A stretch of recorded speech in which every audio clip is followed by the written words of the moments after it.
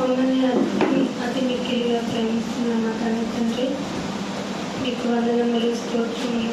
ఈ దినమున మా శరీరాల్లోని జీవమును ఉంచి మాకు బ్రతుకుటకు అవకాశం కల్పించి, అసలు అర్హత లేని మా పట్ల నిరంతరమైన నీ కృపను చూపి, నీ మాటలను ధ్యానించుకున్నటకు, నీ కొరకు ఆలోచించుకున్నటకు, నాయన మీ యొక్క బాహుబలిని వివరించుటకు మాకు ఇచ్చిన యోగ్యతను బట్టి, అవకాశం బట్టి స్తోత్రములు.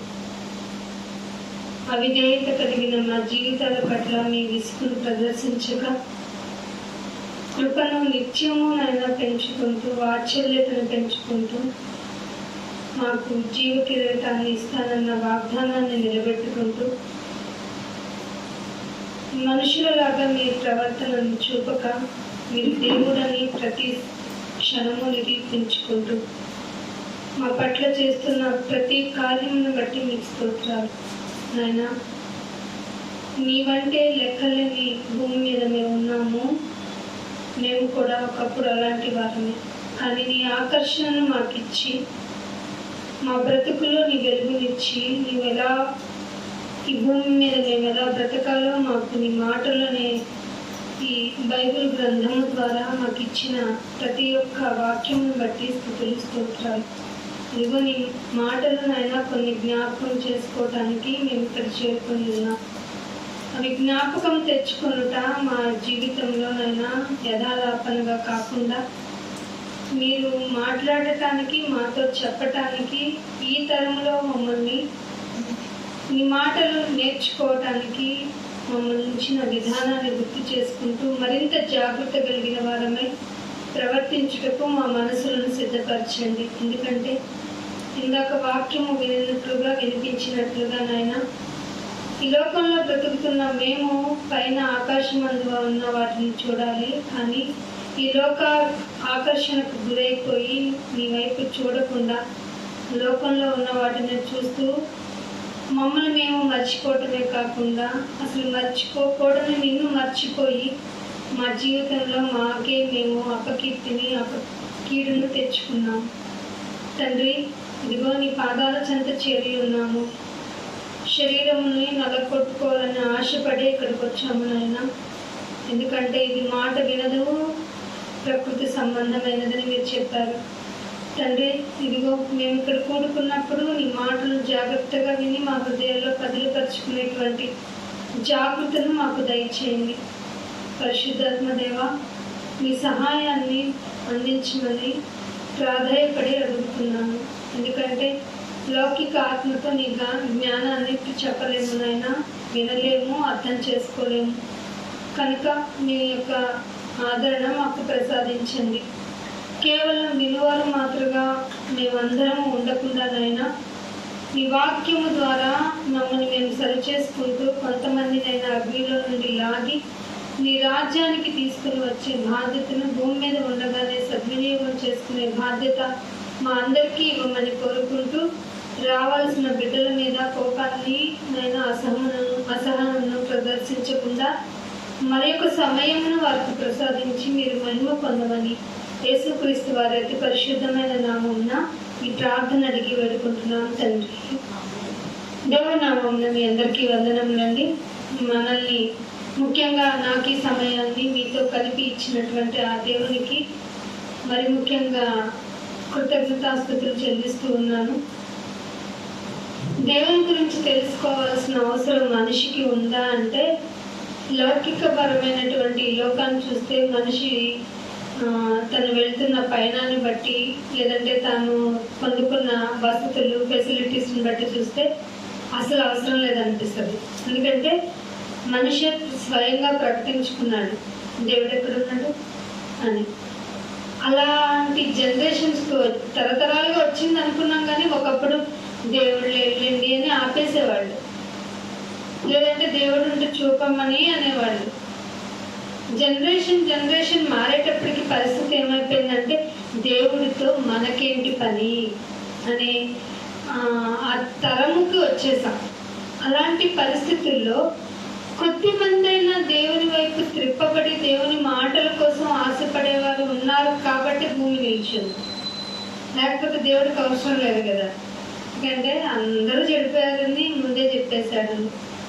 వీళ్ళని పుట్టించినందుకు నేను బాధపడుతున్నాను, నేను హృదయంలో నొచ్చుకున్నాను అని స్వయంగా క్రియేటర్ అంటుంటే అది చదువుతున్న కామన్ పీపుల్కి ఏమనిపిస్తుంది? సర్లేపోండి, ఆయన నొచ్చుకుంటే మనకేంటి అని కఠిన హృదయము కలిగిన మనస్సులు రోజు రోజుకి ఎక్కువైపోతున్నారు. అలాంటి పరిస్థితుల్లో ఆయన మాటల్ని తీసుకొని మళ్ళీ మనం గుర్తు చేస్తున్నాం అనుకోండి, వినేవాళ్ళు పెరగరు సరిగదా, మీకు నమస్కారం పోండి అనే వారి సంఖ్య ఎక్కువ ఉంటుంది. సో దేనికి మనం అదరకూడదు, దేనికి బెదరకూడదు. ఈ సంగతి ముందే తెలిసిన ఒక గొప్ప ప్రవక్త మీరు వచ్చినా రాకపోయినా me and my family will praise the lord only అన్నాడా లేదా? నేనును నా ఇంటి వారు అనే ఒక సర్కిల్కి వచ్చేసాడంటే ఆ ప్రవక్త అప్పట్లోనే బిఫోర్ క్రైస్ట్ అలాంటి పరిస్థితికి వచ్చాడంటే ఆఫ్టర్ క్రైస్ట్ అంటే క్రూసిఫికేషన్ గురించి తెలుసుకుని మనకు వచ్చిన రక్షణని స్వయంగా విత్ హిస్టారికల్ ఎవిడెన్సెస్తో తెలుసుకొని, అమ్మ బాబాయ్ దేవుడా ఇంత త్యాగం చేసావా, ఒక హ్యూమన్ బీయింగ్గా భూమి మీదకి వచ్చి మా కోసం సాక్రిఫైస్ చేయటం బాబోయ్ అని ఎలెక్ట్ అవ్వాల్సిన మానవ జాతి వచ్చాడా? వస్తే మాకేంటి లాభం? అది కూడా బైబిల్లో మీకు చాలాసార్లు చూపించాను. మేము వచ్చామంటే మాకేంటి లాభం, మీరిస్తారా దేవుడి చేతి ఇప్పిస్తారా అనేటువంటి ప్రజానికం మధ్య బ్రతుకుతున్నప్పుడు ఎవరి కోసం మనం ఎక్స్పెక్ట్ చేయక్కర్లేదు. ముందుగా నేను తెలియజేస్తున్న విషయాలు మిమ్మల్ని మరింతగా దేవుని దగ్గరికి తీసుకువెళ్ళాలన్న ఒక ఇదితో ఏమంటారు ఒక ట్రాన్స్ తోటి మిమ్మల్ని బ్రతిమలాడుకుని మరీ చెప్తున్నాను. ఏంటంటే మునుముందు మంచి విత్తనాలు దొరకవు. అర్థమవుతుందా మీకు?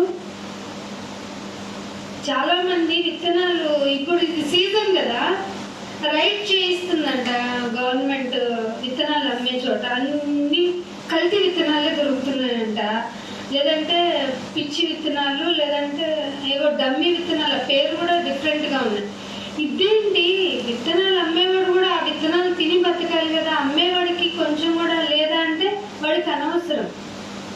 నాకెక్కడో ఎవడో మంచోడు నిజాయితీగా ఉన్నవాడు పండిస్తాడు కదా, సో నేను తినేస్తా. వీడికి మాత్రం నా లాభం కోసం నేను వీడికి పిచ్చి విత్తనాలు ఇచ్చేస్తే రేపు నాకు ఫుడ్ ఉండదా అంటే నాకు అసలు అలా కూడా ఆలోచించని పిచ్చి ప్రజల మధ్య మనం బ్రతుకుతున్నప్పుడు మనం దేనికోసం ఎక్స్పెక్ట్ చేయాలి?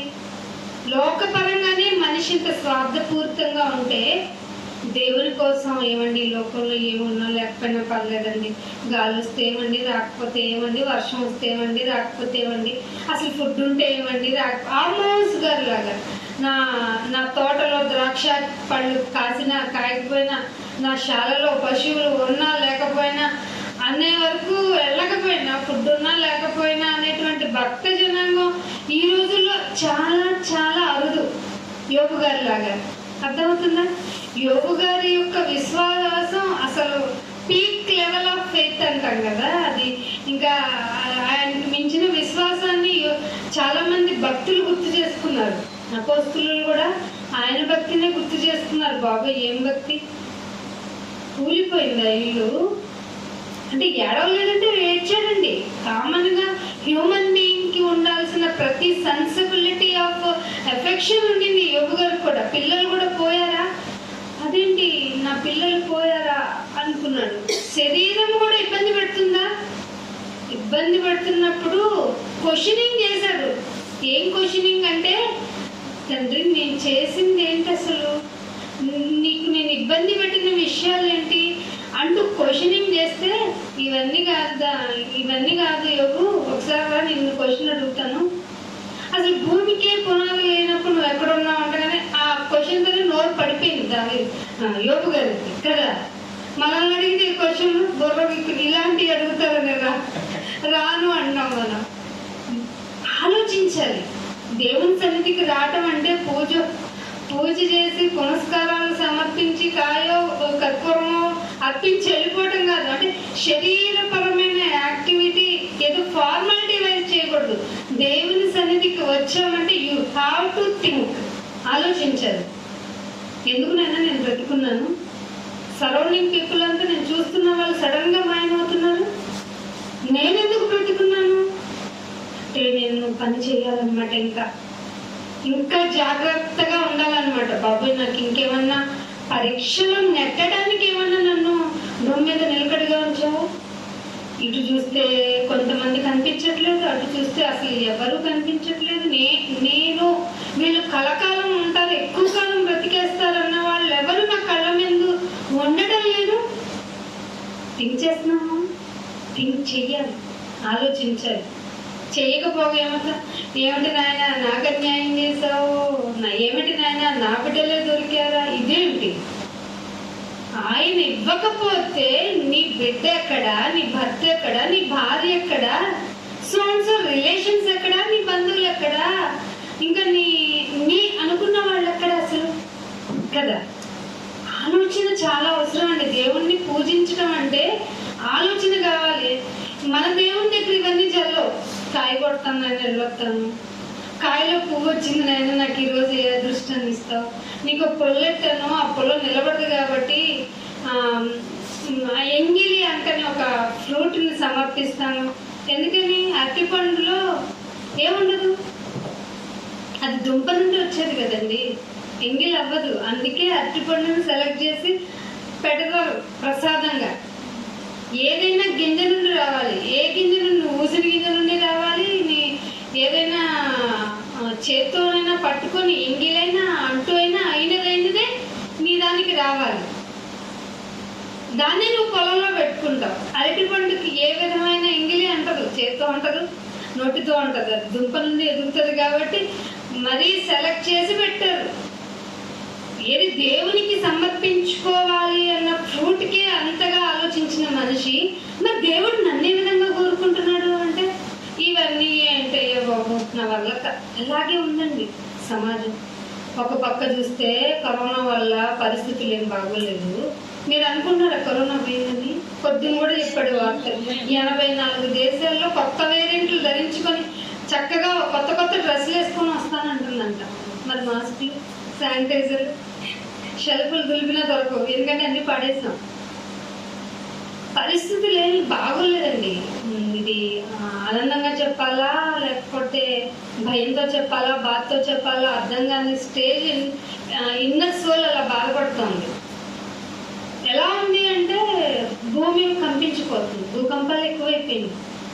ఏదో కంపించిపోతుందిలే అన్నట్టుగా ఉందా. జపాన్లో వచ్చింది కదా భూమి కంపించింది, ఎంతమంది పోయారట? భూమి కంపించినప్పుడు ఎంతమంది పోయారంటే 330, అదే ఒక 400 వేసేసుకున్నాం. 1300 మంది ఎందుకు ఇంజురీస్ తోటి బయటపడ్డారు? పోనీ ఏమన్నా గంటలు బట్టి తరబడి ఎత్తేకి వచ్చిందా? లేదు. ఎంత మహా అయితే ఫ్రాక్షన్ 5 minutes లోపు మొత్తం అయిపోయిందంట. ఇలా చూడగానే బిల్డింగ్లు కనిపించింది. బిఫోర్ ఆఫ్టర్ అని పెట్టేస్తున్నారు. ఇప్పుడు అంతగా టెక్నాలజీ పెరిగిపోయింది. బిఫోర్ చూస్తే బిల్డింగ్లు అంతా కనపడుతున్నాయి, ఆఫ్టర్ చూస్తే అంతా చదును భూమిలా కనపడుతుంది. ఏం బాగోలా. ఏమిటి అంటే దీనికి కారణం ఒకసారి బైబిల్ చదువుదాము. కీర్తనలకు రాసిన గ్రంథము, కీర్తనలు 60వ అధ్యాయము, కీర్తన 60వ అధ్యాయానికి రండి. 60వ కీర్తన 2వ వచనం చూడండి. నీవు దేశమును కంపింపజేసి ఉన్నావు, నీవు దేశమును కంపింపజేసి ఉన్నావు, దానిని బద్దలు చేసి ఉన్నావు, దానిని బద్దలు చేసి ఉన్నావు. అది వణుకుచున్నది, అది వణుకుచున్నది, అది పడిపోయిన చోటులు బాగు చేయము, బాగు చేయము. ఇక్కడ నీవు అనే ఒక క్యారెక్టర్ వచ్చింది. ఆ క్యారెక్టర్ ఏంటి? దేశము అంటే మనుషులు నివసించేదే కదా. జపాన్లో మనుషులే కదా, ఇండియాలో మనుషులే కదా, ఎక్కడైనా మనుషులే. అంతకుముందు వచ్చిన భూకంపాల విషయంలో కానీ ఏ విధంగా అయినా భూమి కంపిస్తుంది ఒకరి వల్ల అనేది ఒకటి మనకు అర్థమవుతుంది. ఏంటంటే భూమిని కంపింపజేసి దాన్ని బద్దలు చేస్తున్నావంట. ఇదేమైనా ఫ్రూటా బద్దలు చేయడానికి కదా? భూమి కంపించినప్పుడు బద్దలైపోతుందంటే మనుషులు చనిపోతారని అతనికి, ఇక్కడ అతను ఎవరో మనకు తెలుసు, ఇతనికి ఏం అవసరం? ఏంటంటే ఇంత ప్రాబ్లము క్రియేట్ చేయాల్సిన అవసరం ఏముంది? అలాగే ఇంకొక మాట, యెషయా గ్రంథానికి రండి. యెషయా గ్రంథము 8వ అధ్యాయానికి రండి. యెషయా గ్రంథం. బైబిల్ జాగ్రత్తగా తీయండి, మాటలను జాగ్రత్తగా పరిశీలించండి. చెప్పడం ఎంత అవసరమో మీ పరిశీలన కూడా అంతే అవసరం. దేవుడు మనల్ని దృష్టి ఉంచుతున్నారు, మనల్ని చూస్తూ ఉన్నారు కనుక మనం చూడాలి. యెషయా గ్రంథము 8వ అధ్యాయము 7వ వచనం చూడండి.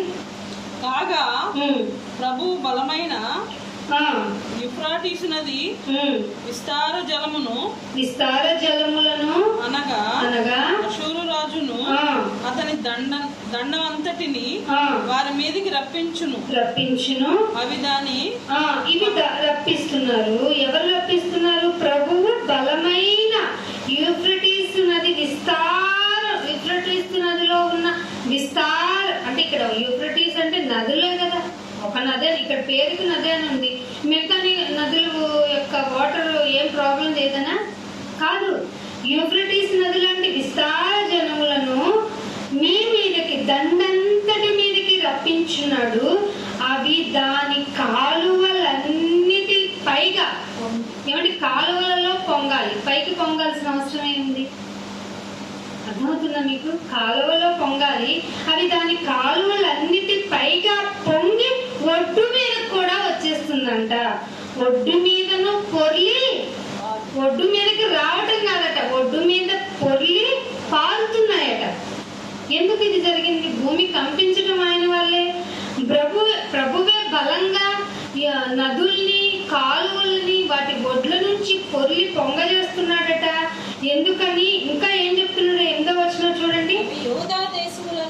దేశములోనికి పైగా ఎక్కడి నుంచి పొంగినాయట? కాలువలన్నిటి పైగా పొంగి ఒడ్డు మీద నుండి పొర్లి దేశములోకి, 8వ వచనం కంటిన్యూషన్ లోకి వస్తే, దేశములోనికి వచ్చి పొర్లి ప్రవహించుచున్నవి. ఎక్కడి వరకు ప్రవహించినాయి అంటే కుతికలు. అంటే ఎక్కడి వరకు అనుకుంటున్నారు? కుతిక అంటే ఏంటి? నీ కుతిక కోస్తారా అంటే ఏంటి అర్థం? గొంతు కోసేస్తాడు. చాలా వరకు చిన్నప్పుడు ఎప్పుడో కుతిక కోస్తాను, కుతిక అదేంటో అర్థమయ్యేది కదా. ఇక్కడికి వచ్చిన తర్వాత కనెక్షన్ గొంతుల వరకు ఎవరికి ఉంటాయండి కుతికలు? ఐ మీన్ గొంతుకులు ఎవరికి ఉంటాయి? మనుషులకి, పక్షులకి, జంతువులకి కదా. నీళ్లు ఆయన బలమైన చేతితో ఆ యూఫ్రటీస్ నదిని పొంగి పొర్లజేస్తే అవి కాలువల ఒడ్డు నుంచి, కాలువలు నిండిపోయి ఒడ్డుకొచ్చి దేశంలోనికి వచ్చేసి కుతికల వరకు ముంచేయాల్సిన అవసరం వచ్చిందంటే మించేదో జరుగుతుంది. అవసరానికి మించేదో జరుగుతుంది. అతివృష్టి లాంటిది ఏదో అయిపోతుంది కదా, ఎక్కువ వాటర్. ఇదివరకు మేఘాలు ఏంటో బాగా గట్టిగా పడేటట్టుంది వర్షం అనేది. ఇప్పుడు ట్రెండ్ ఏంటి చెప్పండి? ఏంటి ట్రెండ్ ఏంటి? Cloud bursting. బాంబు బ్లాస్టింగ్ తెలుసు మనకి. క్లౌడ్ బరస్టింగ్ ఏంటి అంటే, మీకు ఎవరికైనా ఫుడ్ అమ్మ ఇంకా పెట్టు అంటే, ఇదిగో తినరా అని ఒక గరిటె పెట్టిద్ది. అమ్మ మళ్ళీ పెట్టు అన్నారు అనుకో, తించి ఎవరైనా పెడుతుంది. అవునా కదా? ఇది ఏదో కనెక్ట్ అవుతుంది. ఎక్కడికో చూడండి. మీకు నీళ్లు కావాలా తాగటానికైనా? ఇస్తాను, తీసుకోండి. ఏంటి మీకు నీళ్లు కావాలా? తీసుకోండి. ఎక్కడి వరకు? నేను నది పొంగిపోతుంది. ఆ నది పొంగేంత వరకు అక్కడ నది పరివాహ ప్రాంతాలని మేము ఖాళీ చేసుకుంటాం. అక్కడి వరకు నీ కోపాన్ని ఆపాయా? కాదు. నీ నదుల నుంచి, కాలువల ఒడ్డు నుంచి మళ్ళీ దేశం లోపలికి వచ్చేస్తుంది నీళ్లు. అక్కడ వరకు అయితే ఓకేనైనా. మేము ముందస్తు జాగ్రత్తగా రెడ్ ఫ్లాగ్, ఆరెంజ్ ఫ్లాగ్ పెట్టించేసి మమ్మల్ని మేము కాపాడుకుంటాం. కుతికల వరకు వాటర్ వస్తే ఏం చేస్తాము? వాయనాడ్ విన్నారుగా, కేరళలో ఫ్లడ్స్ ఎంతమంది చనిపోయారు? అక్కడ 400 మంది, ఇంకా 150 మంది ఆచూకీ దొరకలేదంటే, పైగా కొన్ని పార్ట్స్ ఆఫ్ ది బాడీనే దొరుకుతున్నాయంటే ఎట్లాగా జరిగింది ఇదంతా? ఎందుకు ఆయన అంత బలవంతంగా, అంత బలంగా వాటర్ని దేశాల మీదకి తోసేయాలి? అవసరం ఏముంది? పైగా తను సృష్టించిన క్రియేషన్లో ఉన్న బిడ్డల కోసమే కదా ఏదైనా.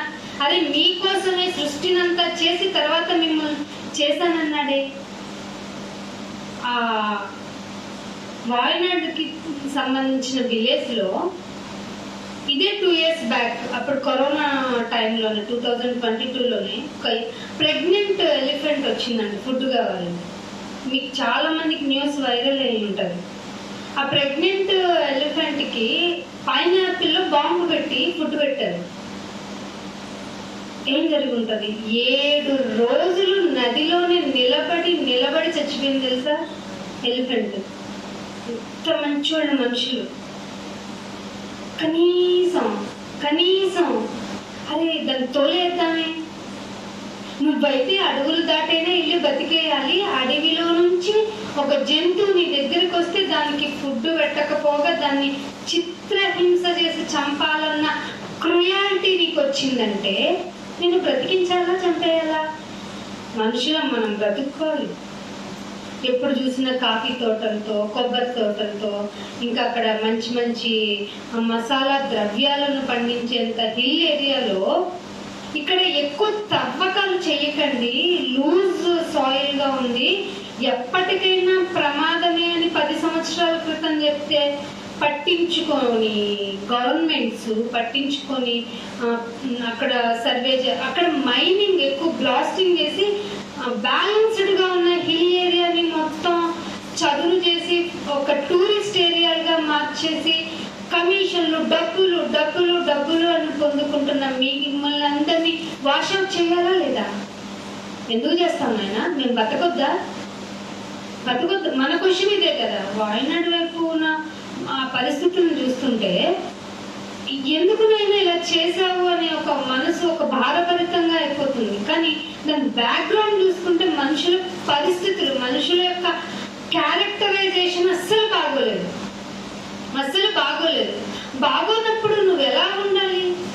నీకు హెచ్చరించబడుతున్న మాటలు మనకైనా అక్కడ వరకు ఎందుకండి, మనకే సత్యం తెలుసుకున్న మనము అనుకుంటున్న వాళ్ళు ఎవరైనా ఇంకా నేర్చుకుందాం, ఇంకా విందాం, ఇంకా జాగృతి కలిగి ఉందాం అనే వారి సంఖ్య రోజు రోజుకు పెరుగుతుందా తగ్గుతుందా? చాలా తగ్గిపోతుంది. కారణం ఏమైంటుంది? కొన్ని రోజులకి మనసు ఏమైపోతుందంటే కఠినమైపోతుంది. ఆ కఠినత్వం వల్ల ఎంత బాధాకరమైన, ఎంత భయపెట్టే మాటనా నిర్లక్ష్యం వచ్చేస్తుంది. ఇటువంటి పరిస్థితుల్లో నీవుగా దేవుని యొద్ద నిలబడాలి అంటే మళ్ళీ వాక్యం వద్దకే రావాలి. నువ్వు అనుకుంటున్నావు నేను ఫ్యామిలీతో బాగుంటే చాలు. ఆ ఫ్యామిలీ బాగుండాలంటే నేను మంచి ఉద్యోగమైనా మంచి వ్యాపారమైనా చేసుకుంటే చాలు. ఏదో ఒక చిన్న వ్యాపారం పెట్టుకుని ఆ స్వలాభంతో నేను నా ఇంటిని నేను బాగా ఉంటే చాలు అనుకుంటున్నావు. కానీ నేను బాగా నా అంతరాత్మలో ఉండాలి, నా ఆలోచన బాగుండాలి. నా ఆలోచన బాగున్నప్పుడే నా ప్రవర్తన బాగుంటుంది. నా ప్రవర్తన బాగున్నప్పుడే నా కుటుంబానికి నేను ఏదైనా మంచిది ఇది అని చెప్పగలను. ఆ మంచిది ఇది చెప్పాలి అంటే ఏది మంచియో ఏది చెడ్డదో అనేటువంటి విషయము ఈ లోకపరమైనటువంటి జ్ఞానంతో నేను తెలుసుకోలేను. నాకు దేవుడు చెప్పిందే మంచిది అన్న విషయము విజ్ఞత నాకు రావాలంటే నేను దేవుని సన్నిధికి రావాలి అని ఉండాలా? దేవుడా నాకు ఈ వ్యాపారంలో లాభం కలగజేయని ఒక టెంకాయ కొట్టుకోవాలా? దేవుడా నాకు మంచి చేయి, మంచి చేస్తే నీకు ఈ రూపాయి పడేస్తాను అని మొక్కుకొని వెళ్ళాలా? దేవుడికి ఎందుకు రూపాయి చెప్పండి? మనం సృష్టించుకున్నాం రూపాయి, ఈ వస్తువు రూపంలో నీకు ఇది ఇచ్చి తీసుకుంటాను అని. దేవుడికి ఏంటి సంబంధం రూపాయితో? ఆలోచించండి. ఎందుకు నాయన నువ్వు నాకు ఈ పని చేసి పెడితే నేను రూపాయి నీకు ఇస్తానని అంటున్నావు? నాయనా నువ్వు నాకు ఈ పని అడగాలి మనం దేవుని. నాయన ప్లీజ్ నాయన ఈ పరంగా నాకు హెల్ప్ చేయండి, మీ చిత్తం అయితేనే జరిగించండి అని ప్లీజింగ్ నేచర్లో అడగటంలో అసలు తప్పులేదు. ఇది చేస్తే నేను నీకు మరింత దగ్గరయ్యి నీ కొరకు నేను బాగా పనిచేసి నీ యొక్క విజ్ఞతను, నీ యొక్క ఔన్నత్యాన్ని ఇంకొంతమందికి తెలియజేసే విధంగా ఓపెన్ మీటింగ్ అయినా, ఇదిగో నా ఇంటినే గుడి చేసైనా సరే, నా ఇంటిని క్లాస్ చేసైనా సరే నిన్ను ప్రకటించడానికి నన్ను నేను తీర్మానించుకుంటాను అంటే బాగుంటుంది. నువ్వు ఇది చేసావనుకో నీకు ఇంత ఇచ్చేస్తా. మనిషితో మాట్లాడినట్టు దేవుడితో మాట్లాడటానికి దేవుడు మనిషి అనుకున్నంత సింపుల్ క్యారెక్టరైజేషన్ అయితే కాదని మనకు తెలియాలి. ఆ తెలిసే విధానంలో కొన్ని మాటలు చెప్తాను చూడండి. ఈ యెషయా గ్రంథంలోనే 24వ అధ్యాయము, యెషయా గ్రంథము 24వ అధ్యాయానికి రండి. 24వ అధ్యాయము 19వ వచనం చూడండి. భూమి బొత్తిగా బద్దలైపోతున్నది, భూమి కేవలము తొనకలేకపోతున్నది. భూమి బొత్తిగా బద్దలైపోచున్నది, భూమి కేవలము తునకలైపోచున్నది, భూమి బహుగా దద్దరిల్లుచున్నది. ఎందుకంట అంటే భూమి మత్తుని వలె, భూమి మత్తుని వలె కేవలము తూలుచుందట, పాక వలె ఇటు అటు ఊగుతుంది. మనం అనుకుంటున్నాం అయ్యో గంటకి 1,11,600 కిలోమీటర్లు తిరుగుతుంది అనుకున్నాం. బాధతో వేదంతో ఇటు అటు తూలుతుందటండి భూమి. ఏమంటున్నారు? తునకలైపోతుంది భూమి, దద్దరిల్లిపోతుంది భూమి, బొత్తిగా బద్దలైపోతుంది, కేవలం తునకలైపోతుంది. ఏది? భూమి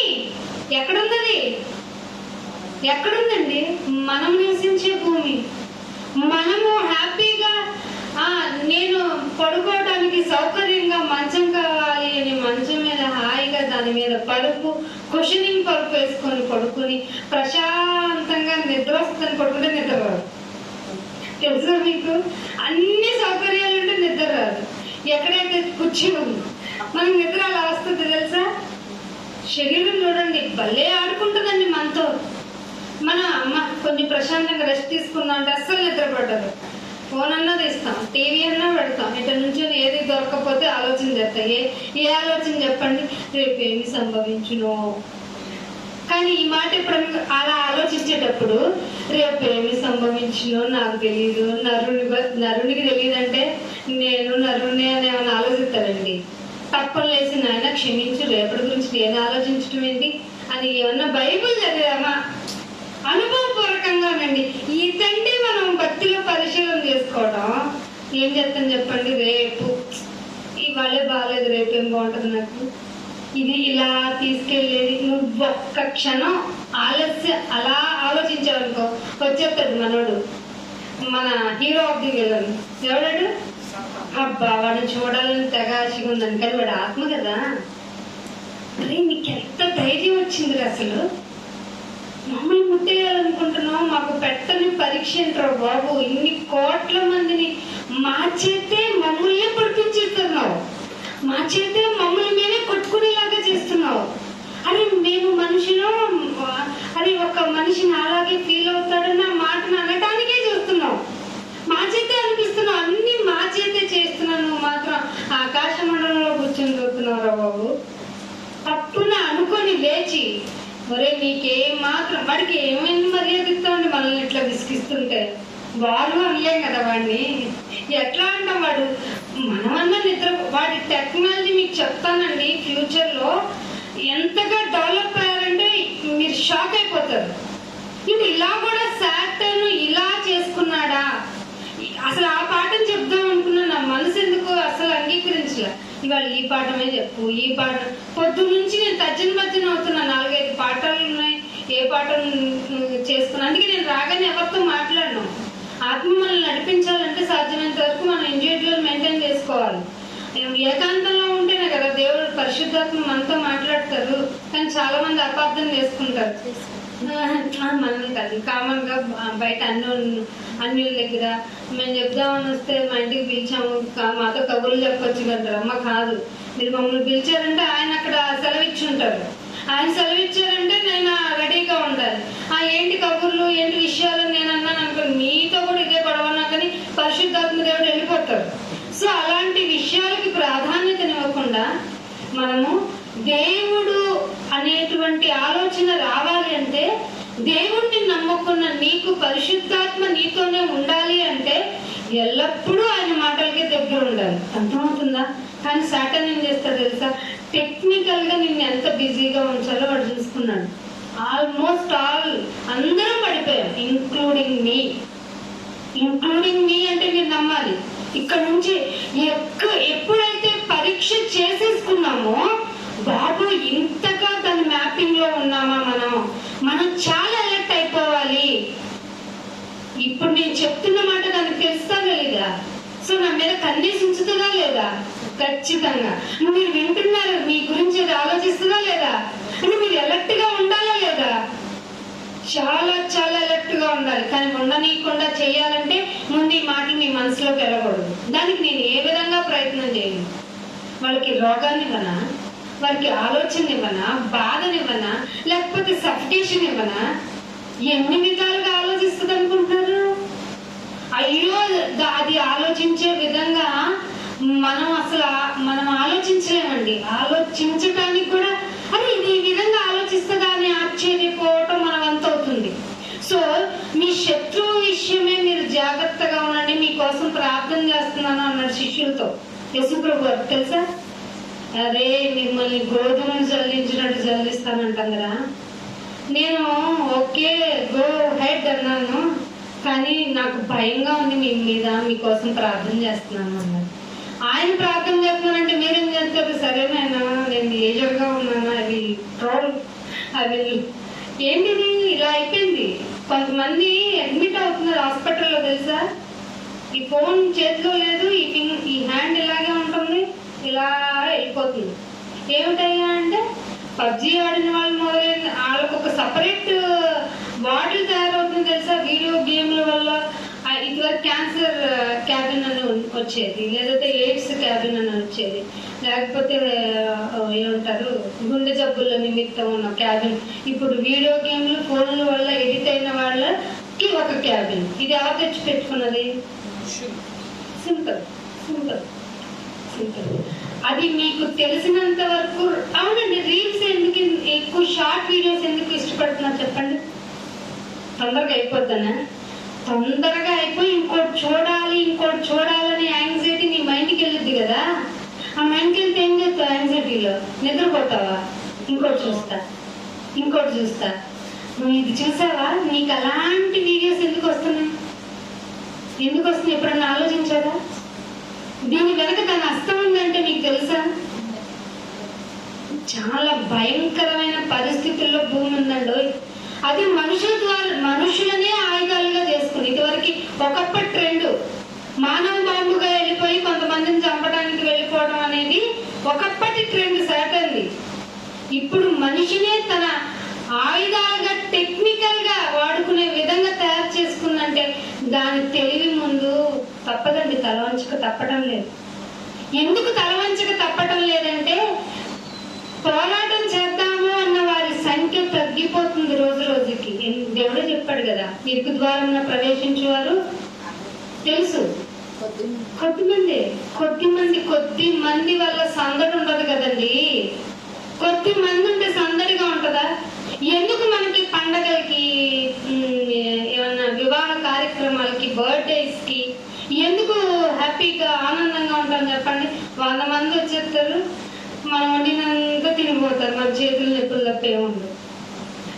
తెల్లవారిన తర్వాత మనకేం కాంప్లిమెంట్స్ చెప్పండి? ఉప్పు ఉంది దానిలో, ఆ కర్రీ ఇంకా బాగుంది తెలుసా, వేరే చోట అయితే అక్కడ పెళ్ళికి వెళ్తే భలే కుదిరింది, నేను దాంతోనే మొత్తం తిన్నా. ఏం చేసా? తిని హరికించుకుని బహిర్భూమిలో విడవడానికి తప్ప ఫుడ్ ఎందుకు ఉపయోగపడుతుంది సరిగ్గా? కానీ మనిషి మైండ్ అంతా ఫుడ్ చుట్టే తిరగాలి. దానికి రకరకాలుగా రీల్స్ వైజ్ గా అమ్మలతోనే చేస్తే ఎలా ఉంటది? మీకు వచ్చింది అసలు ఎప్పుడన్నా ఇది? సో అమ్మనే తీసుకొచ్చి మా ఇంట్లో వంట అని ఇగో ఇలా ట్రైపాడ్ పెట్టుకోవడం, ఫోన్ పెట్టుకోవడం.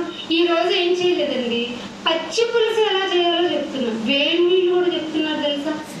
టెంపరేచర్ ఎంత మనకు జోకునే ఉంటది. వేడి నీళ్ళ కోసం కూడా మీరు కొట్టండి, వేడి నీళ్ళు ఎలా తయారు చేయాలంటే కనీసం 10 వీడియోలు ఉన్నాయి. నిజంగా జోకా సీరియస్ అంటే ఎంత పిచ్చి వాళ్ళని చేసేస్తుందో తెలుసా హ్యూమన్స్ ని. మనం అనుకున్న ఏమండి, ఈ చిన్న కీప్యాడ్ ఫోన్స్ ఉన్నారు చూసారా, వాళ్ళు టెక్నికల్ గా కూడా చాలా సేఫ్ గా ఉన్నారు. ఎవరి చేతిలో అయితే ఆండ్రాయిడ్ ఫోన్ ఉందో వాళ్ళని దేవుడితో పాటుగా దేవుడు ఎంత పడుకుంటా చూస్తున్నాడో, లేవటం చూస్తున్నాడో, కూర్చోటం చూస్తున్నాడో, నీ ప్రతిదీ ఈవెన్ నీ ఆలోచనని కూడా నాకు తెలుసని దేవుడు ఎలా అంటున్నాడో అంతే ఈక్వల్ గా గుర్తుపెట్టుకోండి. మీకు నిజంగా మీరు బ్లెస్డ్ ఈ మాటలు వినటం.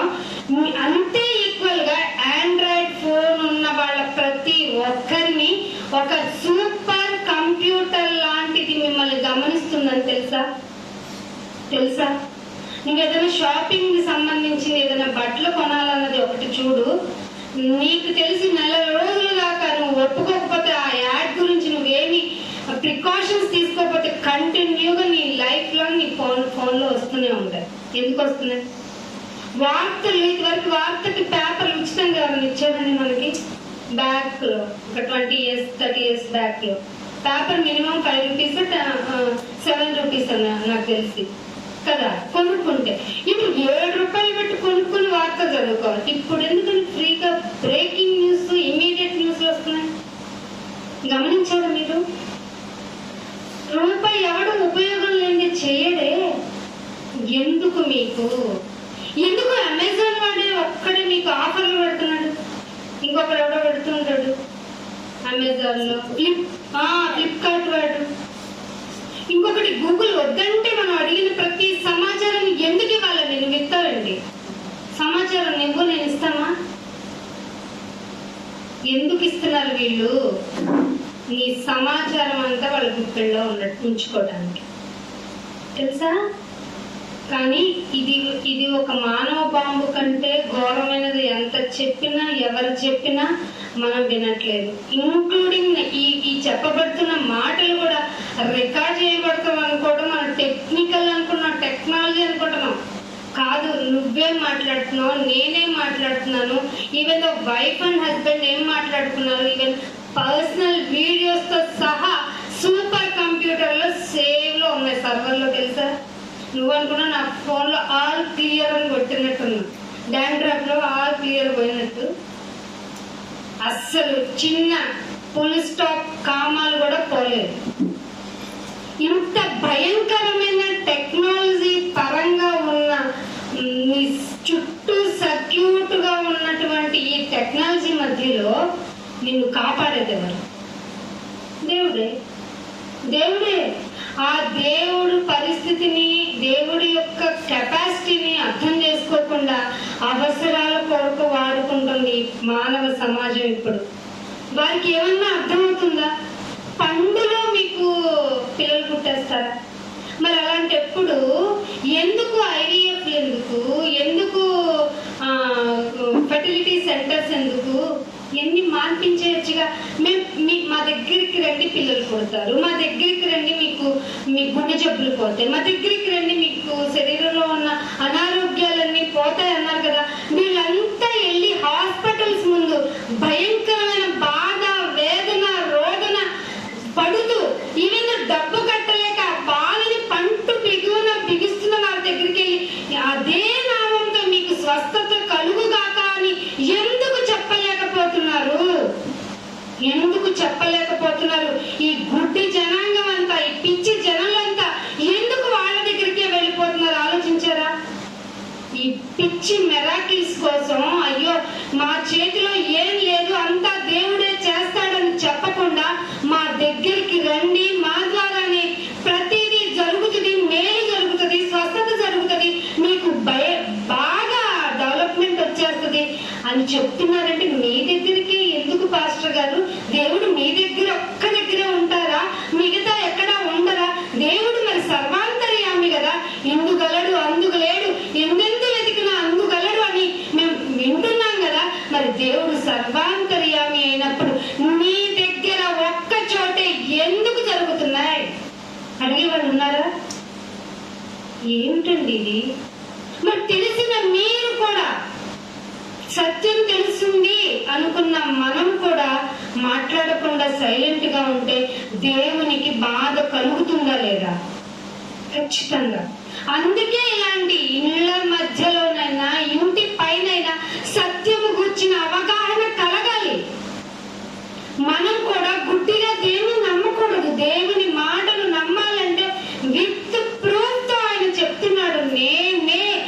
పేరే అదిరా. ఏంటి నాయన నీ పేరు? ఉన్నవాడు. నువ్వేదో అనుకుంటున్నావు కదా దేవుడు అని. ఆ దేవుడు అనేవాడు కూడా నేనే అనేది చెప్పు అన్నాడు లేదా అని మోషే కంటే మోషే అన్నాడు, సర్లే బాబు ఇట్లా చెప్పమంటున్నావు, నాకేమో నాలుగు మందం అన్నాడా లేదా? నన్ను ఎవరు, నా మాట ఎవరు వింటారు నాయన? విన్నారండి ఇశ్రాయేలీయులు? వెళ్ళ ఎంత విసికిచ్చారు. దేనికోసం విసికించారు? నీళ్ళ కోసం. ఎప్పుడు దోసకాయలున్నా, ఎప్పుడు బంగాళదుంపలున్నా, అయ్యో మనోళ్ళు చప్పగా అయిపోతాయి ఉంటాయి. నాన్ వెజ్ తింటేనే ఎక్కడ ఉప్పు తగిలినట్టు ఉంటుందా ఏంటి ఈ జబ్బు అక్కడ. అందుకే ఇశ్రాయేలీయుల నుండి మంచి వాళ్ళని ఎంచుకోలేదు నాయన.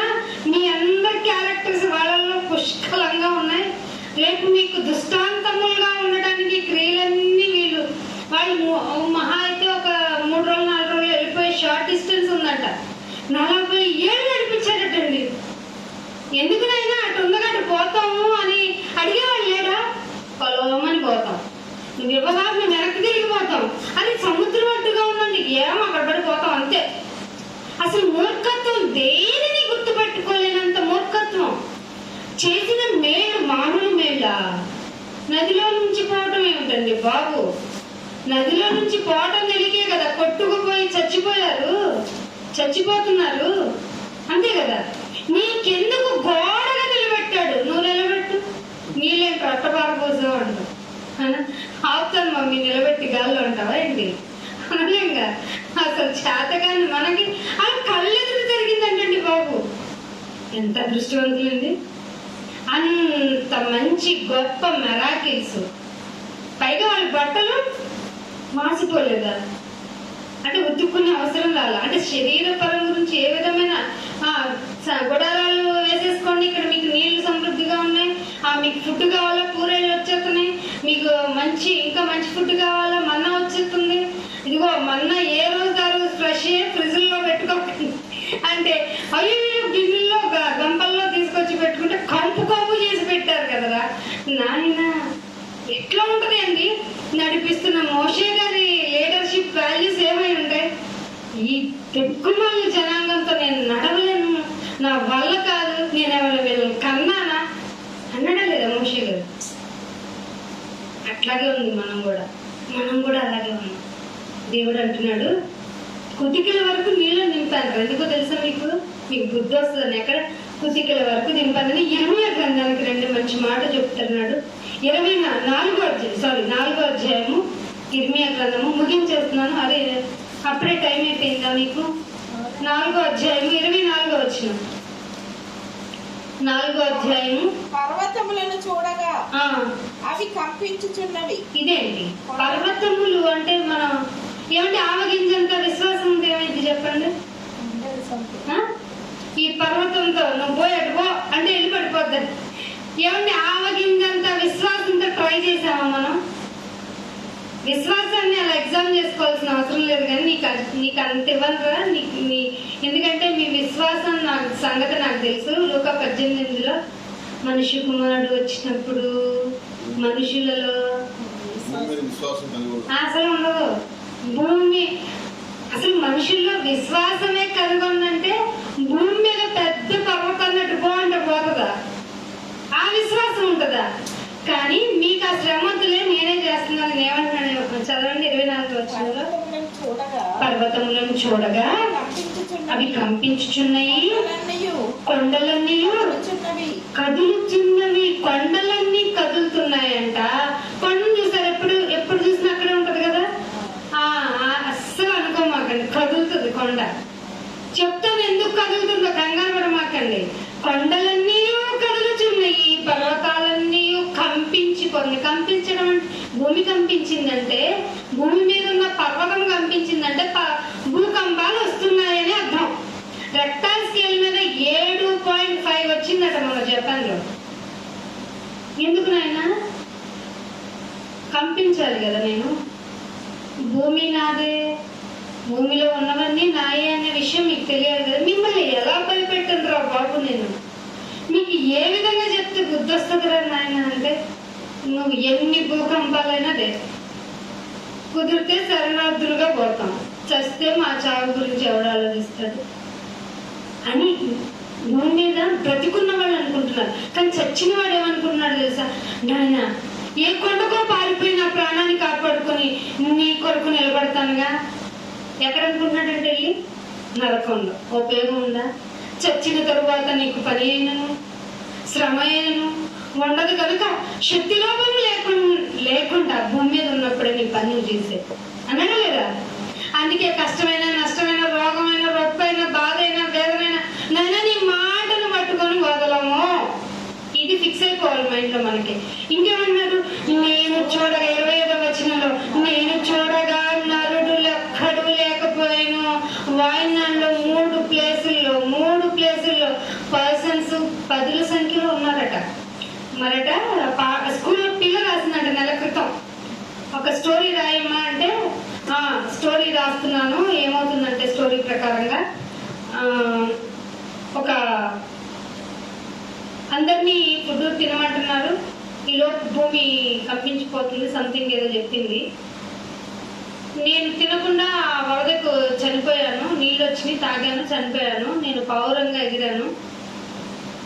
నేను వెనక్కి తిరిగి చూడగానే అందరికి ఆ పౌరంలాగా ఎగిరి అందరికి నీళ్ళు వస్తున్నాయి, తొందరగా పారిపోండి, గొడవల మీదకి పారిపోండి, మీరు ప్రాణాలు దక్కించుకుంటారు అని చెప్పాను. కానీ ఎవరు వినలేదు. ఇదిగో ఇదే జరుగుతుంది అని రాసిందంట. దాన్ని స్కూల్ బోర్డులో పెట్టారంట. పోయి మంచి కథ రాసావని. ఈ అమ్మ నువ్వు చెప్పి రాసావా, చెప్పకుండా రాసావా, ఏంటమ్మా నేర్చేవాళ్ళు ఉన్నారు అక్కడ తెలుసా. అంటే ఒక్కొక్కటి విచిత్రమైన కథ. పిల్లి, ఎలుక, పిల్లి, ఒక కుక్క ఎట్లా తప్పింది. ఏమండి కొన్ని జంతువులు కాపాడబడ్డాయి. మీరు వాళ్ళు సీన్స్ చూపిస్తున్నప్పుడు కొన్ని జంతువులు, పిల్లి ఒకటి, నా కుక్క ఒకటి, ఏనుగు ఒకటి, అలాంటివి చెప్తున్నారు. వాటికి ఎలా తెలిసిందంటే బిఫోర్ ఇంకా తెల్లవారుజామున 2:30కు ఏమో వరద స్టార్ట్ అయిన ప్లేస్ ఈ ఏనుగులకి ముందే తెలిసిందంటే. ఏనుగుల గుంపుకి ఇది కూడా మనకి 2012లో సునామీ వచ్చినప్పుడు ఎలా అయితే హైట్కి వెళ్ళిపోయి జంతువులన్నీ ప్రాణాలు కాపాడుకున్నాయో అదే విధంగా ఏనుగులు క్రౌడ్ పైకి వెళ్ళిపోవటం కొండ మీదకి ఎక్కిపోతున్నాయంట. వీళ్ళు కామన్ గా తీసుకున్నారట. ఈ కొండ మీదకి ఎక్కిపోయిన ఏనుగుల గుంపు దగ్గరికి ఈ వరద ప్రవాహంలో కొట్టుకుపోతున్న ఒక అమ్మ, అంటే అమ్మమ్మ లాంటి ఒక వయసు మీదిన తల్లి మనవరాలు వెళ్ళారండి. ఏం చేస్తుంది కామన్ గా ఏనుగు చూస్తే? చాలా వాటిల్లో చూసాం కదా, ఏనుగు పొడిచి తొక్కి చంపేస్తుంది. ఏం అనలేదటండి. ఎంత నియర్ ఆఫ్ లెగ్ లో ఉన్నారంట ఆ ముసలావిడను మనవరాలు. ఎంత మెరాకిల్ కదా. అంటే దేవుడు ఎంత ప్రమాదంలో ఉన్నా నువ్వు కావాలి భూమి మీద అంటే శత్రువు ఎదుట ఉన్నా నిన్ను ప్రాణాలతో నిలిపేస్తాడు అంతే. ఏనుగు కాపాడటం ఏంటండి? తన ఫుడ్ ఇచ్చిందంట. ఎంత ఆశ్చర్యం. ఒక ఫ్యామిలీ మొత్తం అండి, చిన్న పిల్లలు 5 రోజులు ఫుడ్ లేకుండా ఆ చిటారును ఉన్నటువంటి కొండల మీదకి వెళ్తే వీళ్ళు రక్షించారు. Protection people. బ్రతుకుతాం ఎట్లా ఉన్నా. ఆ బ్రతుకు గురించి ఆలోచించుకోవాల్సిన అవసరం లేదు. కానీ శాటన్ ఏం చేస్తుందంటే రేపు వరదలు ఎట్ట ఉంటాము. అసలే మన పక్కన దగ్గర కృష్ణా నది ఉంది, పక్కన చూస్తే పిల్ల కాలువలు ఎన్నో ఉన్నాయి. ఈ నీరు కంట్రోల్ చేయలేమని అధికారులు అంటే మన పరిస్థితి ఏంటో దేవుడా అని ఏడుస్తావా లేదా? ఏడుస్తాం. అంటే ఇది కూడా అవిశ్వాసమే కదా. ఇట్లాంటి పరిస్థితులు నరుడు ఒక్కడనూ లేడు. 25వ వచనంలో నరుడు లేకపోయాను, ఆకాశ పక్షులన్నీ ఎగిరిపోయాను, నేను చూచుచుండగా ఫలవంతమైన భూమి. ఎట్లుంది ఇప్పుడు వాయినాడు? బిఫోర్ ఆఫ్టర్ పెడుతున్నారండి. ఆ ల్యాండ్ సైట్స్ పడక ముందు ఎలా ఉంది? గ్రీనరీగా ఉందండి చక్కగా. పడిపోయిన తర్వాత మొత్తం అసలు ఒక్కటి కూడా తినటానికి లేదు, ఉండటానికి. అసలు కంపారిటివ్ గా దేవుడు ఎలా రాయించాడు ఇలాంటి మాటల్ని? నేను చూచుచుండగా ఫలవంతమైన భూమి ఎడారి అయ్యను, అందులో పట్టణములన్నీ. క్యారెక్టర్ దిగిపోయాడు. నేను ఇందాక నుంచి సస్పెన్స్ గా ఉంచిన క్యారెక్టర్ ఎవరో చెప్తున్నాడు. అందులో పట్టణములన్నీ యెహోవా కోపాగ్ని. అర్థమవుతుందా? యెహోవా కోపాగ్నికి నిలవలేక ఆయన ఎదుట నుండకుండా అయినాయో ఏదో వరదలు అనుకున్నాం, మైనింగ్ ప్రాబ్లం అనుకున్నాం, చెట్లు విపరీతంగా కొట్టేశారు అనుకున్నాం. అసలు విషయం ఇదా? ఏమిటంటే అసలు విషయం ఆయన కోపాగ్ని వలన నిలవలేక ఎదుట ఉండకుండా అదంటండి సంగతి. జపాన్ లో కానీ ప్రాబ్లం గురించి కానీ, భూకంపం సంగతి అయినా కానీ, వాయనాడులో జరిగినటువంటి అతివృష్టి వల్ల జరిగినటువంటి ప్రాబ్లం అయినా, ఇటు 300 మంది పోయినా అటు 300 మంది పోయినా, మిగతా వాళ్ళు శరణార్థులుగా కాలు చెయ్యి లేక ఫుడ్ తినటానికి లేక ఏంటి వాళ్ళంతా ఎంత పెద్ద పెద్ద బంగ్లాల్లో ఉన్నారో తెలుసా? నియర్ టు మరి ఒడ్డు మీద కట్టుకున్నారు. అవన్నీ విజిటింగ్ ప్లేసెస్ అంట. టూరిస్టులకి మంచి నయోగరా ఫాల్స్ లాగా వాటర్ ఫాల్స్ ఉన్నటువంటి మంచి ప్లేసెస్ అంట అవన్నీ. అక్కడ కట్టుకొని వాళ్ళు ఆక్యుపేషన్ కొన్న వాళ్ళంతా బురద అంటండి చూపిస్తున్నారు కొన్ని వీడియోస్ లో. బురద ఆ ఇంట్లో మనం ఒక చిన్న డస్ట్ పార్టికల్నే ఉండమేమో. ఏమంటాం, చీపురుతో చూపిస్తాం, మాప్ వేస్తాం, ఇదంతా కాదు ఎయిర్ క్లీనర్ అంటాం, ఇంకేం చేస్తాం వాక్యూమ్ క్లీనర్ అంటాం. కానీ కదా రిమోట్లు వచ్చినాయి కదా రౌండ్, వాటితో అదే బటన్ నొక్కితే అది క్లీన్ చేస్తానంటున్నాం. అలా పెట్టుకున్న నీట్గా అద్దంలా పెట్టుకున్న ఇళ్ల మధ్యలోకి ఇంతెత్తు బురద కిటికీల వరకు ఉంచిందంటే ఎంత కోపం ఉంటుంది దేవునికి, ఎంత కోపం ఉంటుంది అనుకున్నాం. అవును, పరిస్థితులే, వాతావరణ పరిస్థితులే. కానీ ఏదో ఎవరో ఆజ్ఞ లేకపోతే చీమ కూడా పుట్టదని సామెత చిన్నప్పటి నుంచి తెలుసు కదా. మరి ఆయన ఆజ్ఞ లేకపోతే ఇంటికి వెంట్రుకలే ఊడనప్పుడు ఆయన ఆజ్ఞ లేనిదే అంత పెద్ద ప్రవాహము ఒక నది రెండుగా చీలి ఎటెల్లాలో తెలియక, వినండి వాళ్ళు చెప్తున్నారు, ఎటెల్లాలో తెలియక ఇళ్ల మధ్యకు వచ్చేసిందట. అతి భారీ ప్రవాహం ఓకే తప్పించుకోవచ్చు, వాటి మధ్య ఒక పెద్ద భారీ చెట్టుని వెరక్కొట్టేంత రాళ్ళు పడిపోయినాయి అంటే ఎవరికి రాళ్ళ కూర్చుంటారు? ఇక్కడ దేవుణ్ణి ఏమైనా విలన్ చేయాలా? చెప్తా, దేవుణ్ణి ఎలా విలన్ చేస్తావో కూడా చెప్తా. ఒక 10 నిమిషాల్లో ముగిస్తాను. ఏమంటున్నారు చూడండి, ఒక్క నరుడు లేదు, యెహోవా ఆజ్ఞ వలన, యెహోవా కోపం వలన ఆయన ఎదుట ఉండకుండా పడగొట్టబడెను. సరే రివీల్ చేసేస్తాను చూడండి. 18వ వచనంలో ఎందుకు నాయన ఎంత చేసావంటే ఏం చెప్తున్నా చూడండి. అదే 4వ అధ్యాయం 18వ వచనంలో చెప్తున్నాను, నీ ప్రవర్తనయు నీ క్రియలను వీటిని నీ మీదకి రప్పించెను. అయ్యో, ఎవరి వల్ల అంటే నీ ప్రవర్తనే, నీ క్రియలే వీటిని నీ మీదకి రప్పించెను. నీ చెడుతనమే దీనికి కారణం. చేదుగా ఉంది కదా, నీకు బిట్టర్గా ఉంది కదా. ఇది అక్కడ చెప్పాల్సిన మాట అనుకుంటున్నారేమో, మీకు వినపడాలి. మీకు కూడా ఇలాంటి పరిస్థితులు రాకముందు చేదంటే ఏంటో తెలియాలి. మీకు చేదుగా ఉంది కదా, నీ హృదయము నంటుచున్నది కదా. ఎంత కోపం అండి. నా కడుపు ఎవరి మాటలండి? నా కడుపు నా అంతరంగములో నాకెంత వేదన ఉన్నది, నా గుండె నరములు. ఎవరి మాటలండి ఇవన్నీ? ఎవరి మాటలు ఇవన్నీ? దేవుడు ఎంత బాధ, కోపాన్ని ఒక చోట ఉంటుందండి, కోపాన్ని అణుచుకొని మళ్ళీ నేను అణుచుకొని నా పెదవులతో పంటి బిగున ఆపుకున్నాను రా కోపాన్ని. ఒక రోజు రివీల్ చేస్తానంటున్నాడు ఇక్కడ. నా కడుపు నా అంతరంగములో నాకెంత వేదనగా ఉంది, నా గుండె నరములు, నా గుండె కొట్టుకుంటుంది, తాళలేను నా ప్రాణమా బాగా. ఇది నువ్వు అనుకో, మంటగా ఉంది కదా, చేదుగా ఉంది కదా. ఇవన్నీ నీ అపరాధముల వల్ల, నీ క్రియల వల్ల, నీ చెడుతనము వల్లే అంటున్నాడండి దేవుడు. చెప్పాలా వద్దా మనం ఈ నిజాలను రివీల్ చేయాలా లేదా? ఖచ్చితంగా చేయాలి. అందుకే నేను ఇంకొక మాట చూపిస్తాను చూడండి. దానియేలు గ్రంథము 9వ అధ్యాయము, దానియేలు గ్రంథము 9వ అధ్యాయానికి రండి. 9వ అధ్యాయము 26వ వచనం చూడండి. 9వ అధ్యాయం 26వ వచనం. ఈ 62 వారములు జరిగిన పిమ్మట ఏమీ లేకుండా అభిషక్తుడు నిర్మూలన చేయబడు వచ్చినట్టి రాజు యొక్క ప్రజలు పవిత్ర పట్టణములను పరిశుద్ధ ఆలయమును వచ్చినట్టి రాజు యొక్క ప్రజలు పవిత్ర పట్టణమును పరిశుద్ధ ఆలయమును, అది అసలు విషయం, పరిశుద్ధ ఆలయమును పరిశుద్ధ పట్టణమును నశింపజేతురు. తర్వాత ఏమంటున్నాడు? వాని అంతము హఠాత్తుగా వచ్చును. ఎట్లా వస్తుందంట అంతము? ఒక ఆవిడ ఫోన్ చేసిందంట. ఆవిడ టూరిజం దానిలోనూ ఏదో హాస్పిటల్లోనే వర్క్ చేస్తుందంట. హస్బెండ్ ఉన్నాడు, పాప ఉంది, ఈవిడ ఉంది. ఏమండి వరద ఉధృతి ఎంతో పెరుగుతుంది అని మున్సిపాలిటీ వాళ్ళకి కాల్ చేసిందంట. భర్తని పిల్లని సన్సెట్ మీదకి ఎక్కించిందంట. ఇంకేముంది ఎక్కేస్తాము బాబు, ఇంట్లో కూడా వచ్చేస్తుందని పైకన్నా వెళ్ళి కూర్చుందాం అని భర్తని పిల్లని ఎక్కించింది. ఈవిడ ఎక్కుదాం అన్న లోటు కాలు జరిగింది.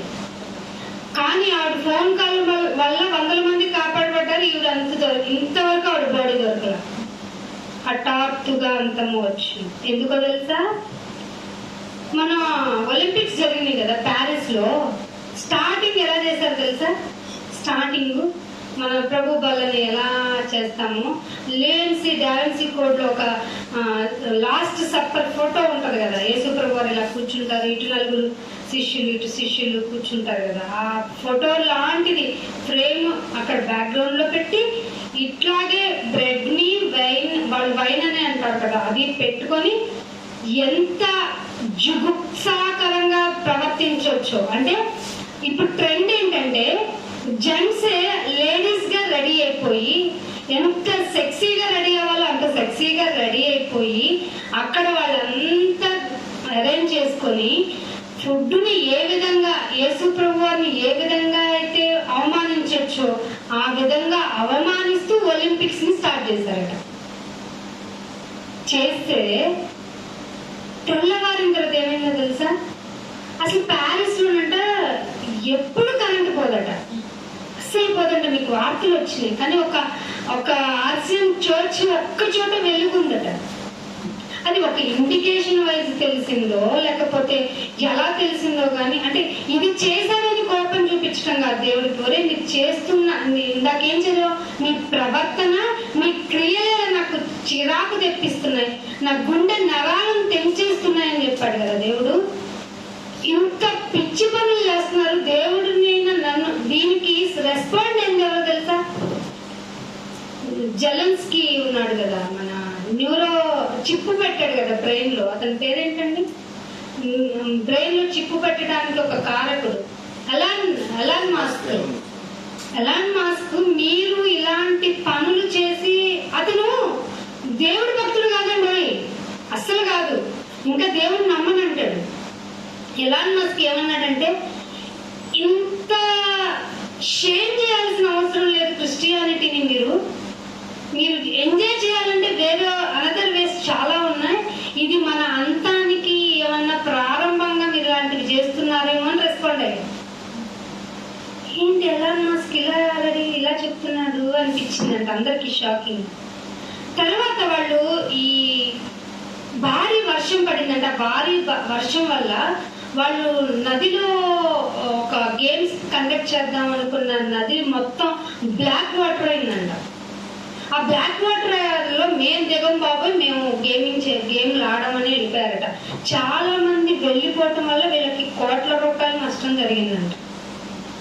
అంటే ఇలాంటివి చూస్తే, ఇలాంటివి గ్రహిస్తే ఎవరో ఒకరు మారకపోరా అనే దేవుని ప్రేమ. అంటే తల్లి ఎందుకు కొడుతుందండి? అమ్మ బిడ్డను ఎందుకు కొడుతుంది చెప్పండి? కోపంతోనూ కస్తే వీడు చావాలని కొడుతుందా, వీడు బుద్ధి రావాలని చేస్తుందా? అలాంటి పనులు ఎన్ని చేయిస్తున్నాయి. ప్రపంచం మారటం లేదు, అస్సలు మారటంలా. అందుకే ఏమంటున్నాడు, చదువమ్మా, ఏ వచనం చదివిస్తున్నాను? ఆమోస్ పరిశుద్ధ పట్టణాన్ని, దానియేలు గ్రంథం 9వ అధ్యాయం 26వ వచనంలో పరిశుద్ధ పట్టణాన్ని, పరిశుద్ధ పరిశుద్ధ ఆలయమును నశింపజేయుదురు. వాని అంతము హఠాత్తుగా వచ్చును మరియు యుద్ధ కాలాంతము వరకు నాశనము జరుగునని నిర్ణయింపబడిపోయింది. అంటే ఇంకా మునుముందు మనము వాయునాళ్ళ కన్నా ఫ్లాట్స్ ఇంకా ఎక్కువ చూడొచ్చు. మేబీ నువ్వు నేనే ఫేస్ చేయొచ్చు, ప్రవర్తన క్రియ సరిగ్గా లేకపోతే కదా. జపాన్ లాంటి ఎర్త్క్వేక్స్ ఇండియాకి కూడా రావచ్చు, ఎందుకంటే దగ్గరగానే జరుగుతున్నాయి కదా.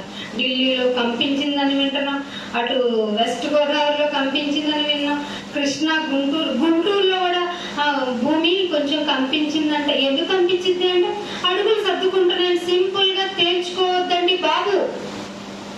ఇవి వార్తల్లో చెప్పొద్దు అని వాళ్ళని వెనక నోరు మూయించేసిన పనులు కార్యక్రమాలు చాలా ఉన్నాయి మనుషుల ద్వారా. అర్థమవుతుందా? అందుకే ఇంకొక మాట చూపిస్తాను. ఇర్మియా గ్రంథము కీర్తన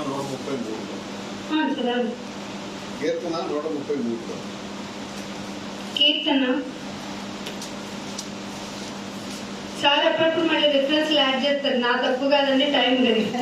ఇక్కడ నేను కొన్ని డిగ్రీ చేస్తే సార్ యాడ్ చేస్తున్నారు. 133 సహోదరులు 130 ఫస్ట్ నుంచి. యెహోవా అగాధ స్థలములో నుండి నేను నీకు మొరపెట్టుచున్నాను. ప్రభువా, నా ప్రార్థన ఆలకింపుము, నీ చెవి యొగ్గిన ఆర్తధ్వని వినుము. యెహోవా, నీవు దోషములను కనిపెట్టి చూచిన ఎడల. ఒక చిన్న రిక్వెస్ట్, యెహోవా తర్వాత కామ ఉందనుకోండి, ఒక చిన్న గ్యాప్ ఉంది, అప్పుడు మనకి డైలాగ్ వస్తుంది కదా. యెహోవా, అది నీవు దోషములను కనిపెట్టి చూసిన ఎడల ఎవరినైనా బ్రతుకుతాడు. వాయినాడులో ఉన్న వాళ్ళే తప్పులు చేసిన వాళ్ళు అనుకోమాకండి. ఆయన కనిపెట్టి చూడట్లేదు అంతే మనల్ని. అర్థమవుతుందా? కనిపెట్టి చూడట్లా. ఆయన కనిపెట్టి చూసిన ఎడల ఎవడు నిలవగలడు నాయన నీ ముందు కదా.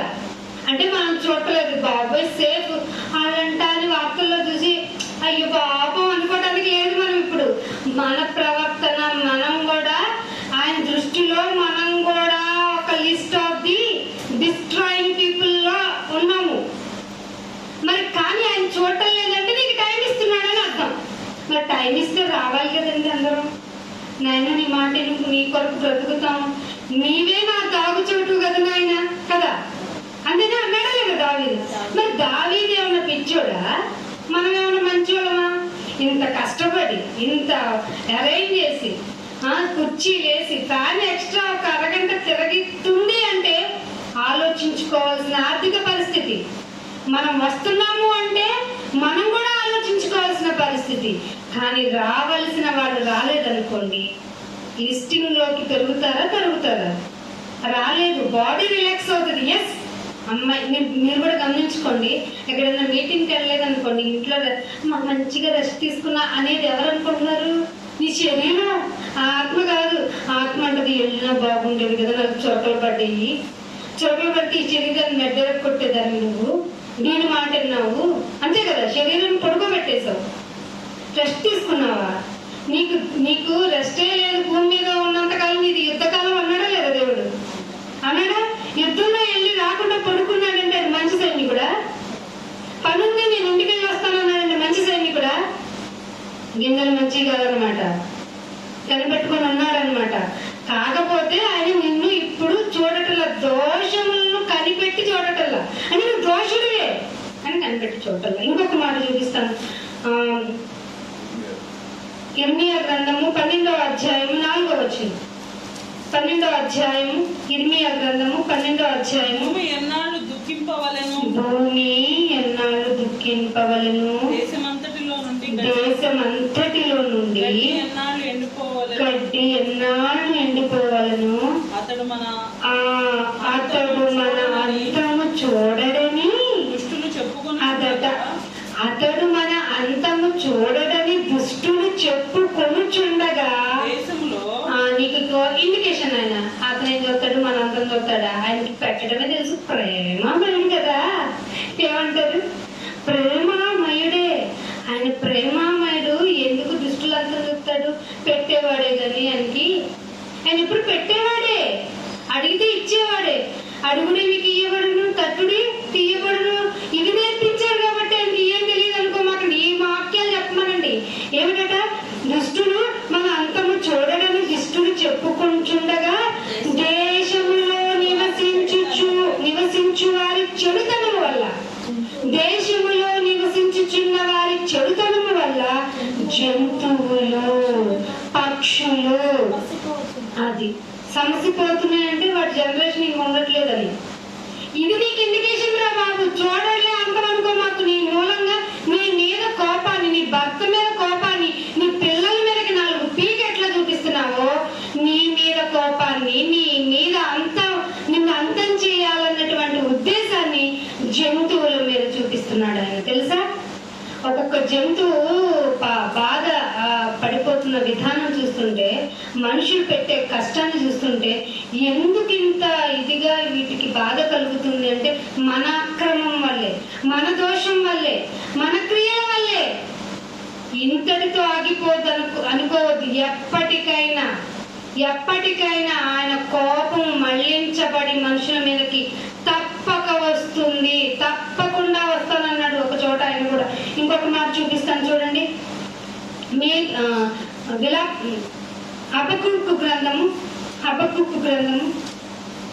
హబక్కూకు గ్రంథము 3వ అధ్యాయము 6వ వచనం చూడండి. 3వ అధ్యాయము 6వ వచనం. 3వ అధ్యాయము హబక్కూకు గ్రంథము 3వ అధ్యాయము 6వ వచనం. ఆయన నిలవబడగా, అది భూమి కంపించిందంటే ఆయన నిలవబడ్డాడని అర్థం అన్నమాట. ఎక్కేకొచ్చిందంటే నిలవబడ్డాడన్నమాట. నిలవబడ్డారు, నిలుచున్నాను, లేస్తున్నాను, లేచాను అంటే ఏంటి? పని మీద లేస్తున్నానని అర్థం. కూర్చున్నాను అంటే అర్థం ఏంటి? రిలాక్స్ అవుతున్నానని అర్థం. అంతే కదా? మరి దేవుడు కూడా నిలవబడ్డాడు అంటే భూకంపం కలుగుతుందట. ఆయన చూస్తున్నాడు అంటే జనులందరూ ఇటు అటు తొలగిపోతారు. ఇదేమన్నా చీప్ గా అనిపించిందా మాట? అటు వెళ్తారు ఇటు వెళ్తారు అనుకున్నారా ఏంటి? ఇటు కొట్టుకుపోయేవాళ్ళు ఇటు, అటు కొట్టుకుపోయేవాళ్ళు అటు, ఏ దిక్కు లేక శరీరమే ఖండాలుగా తెగిపోయే విధంగా కూడా అయిపోవచ్చు ఆయన నిలబడితే. బాడీ పార్ట్స్ ఏ దొరుకుతున్నాయి. ఇంకా 130 మంది ఆజుకి తెలియలేదంటే ఎక్కడ భూస్థాపితమై ఉన్నారో, ఎక్కడ ఊపిరితో ఉన్నారు.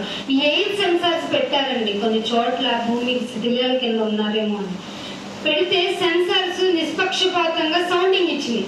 ఇక్కడ ఉంది ఏదో జీవు అని చెప్పి. ఏమిటయ్యా ఏంటి అని చూస్తే కింద కొన్ని చీమలు, దోమలు, ఇంకా బొద్దింకలు తిరుగుతున్నాయి. అవి కూడా జీవులే కదా. జీవం ఉందని సెన్సార్ ఇస్తున్నాయి. కానీ మనుషుల ఆజుకి మాత్రం దొరకనిలా.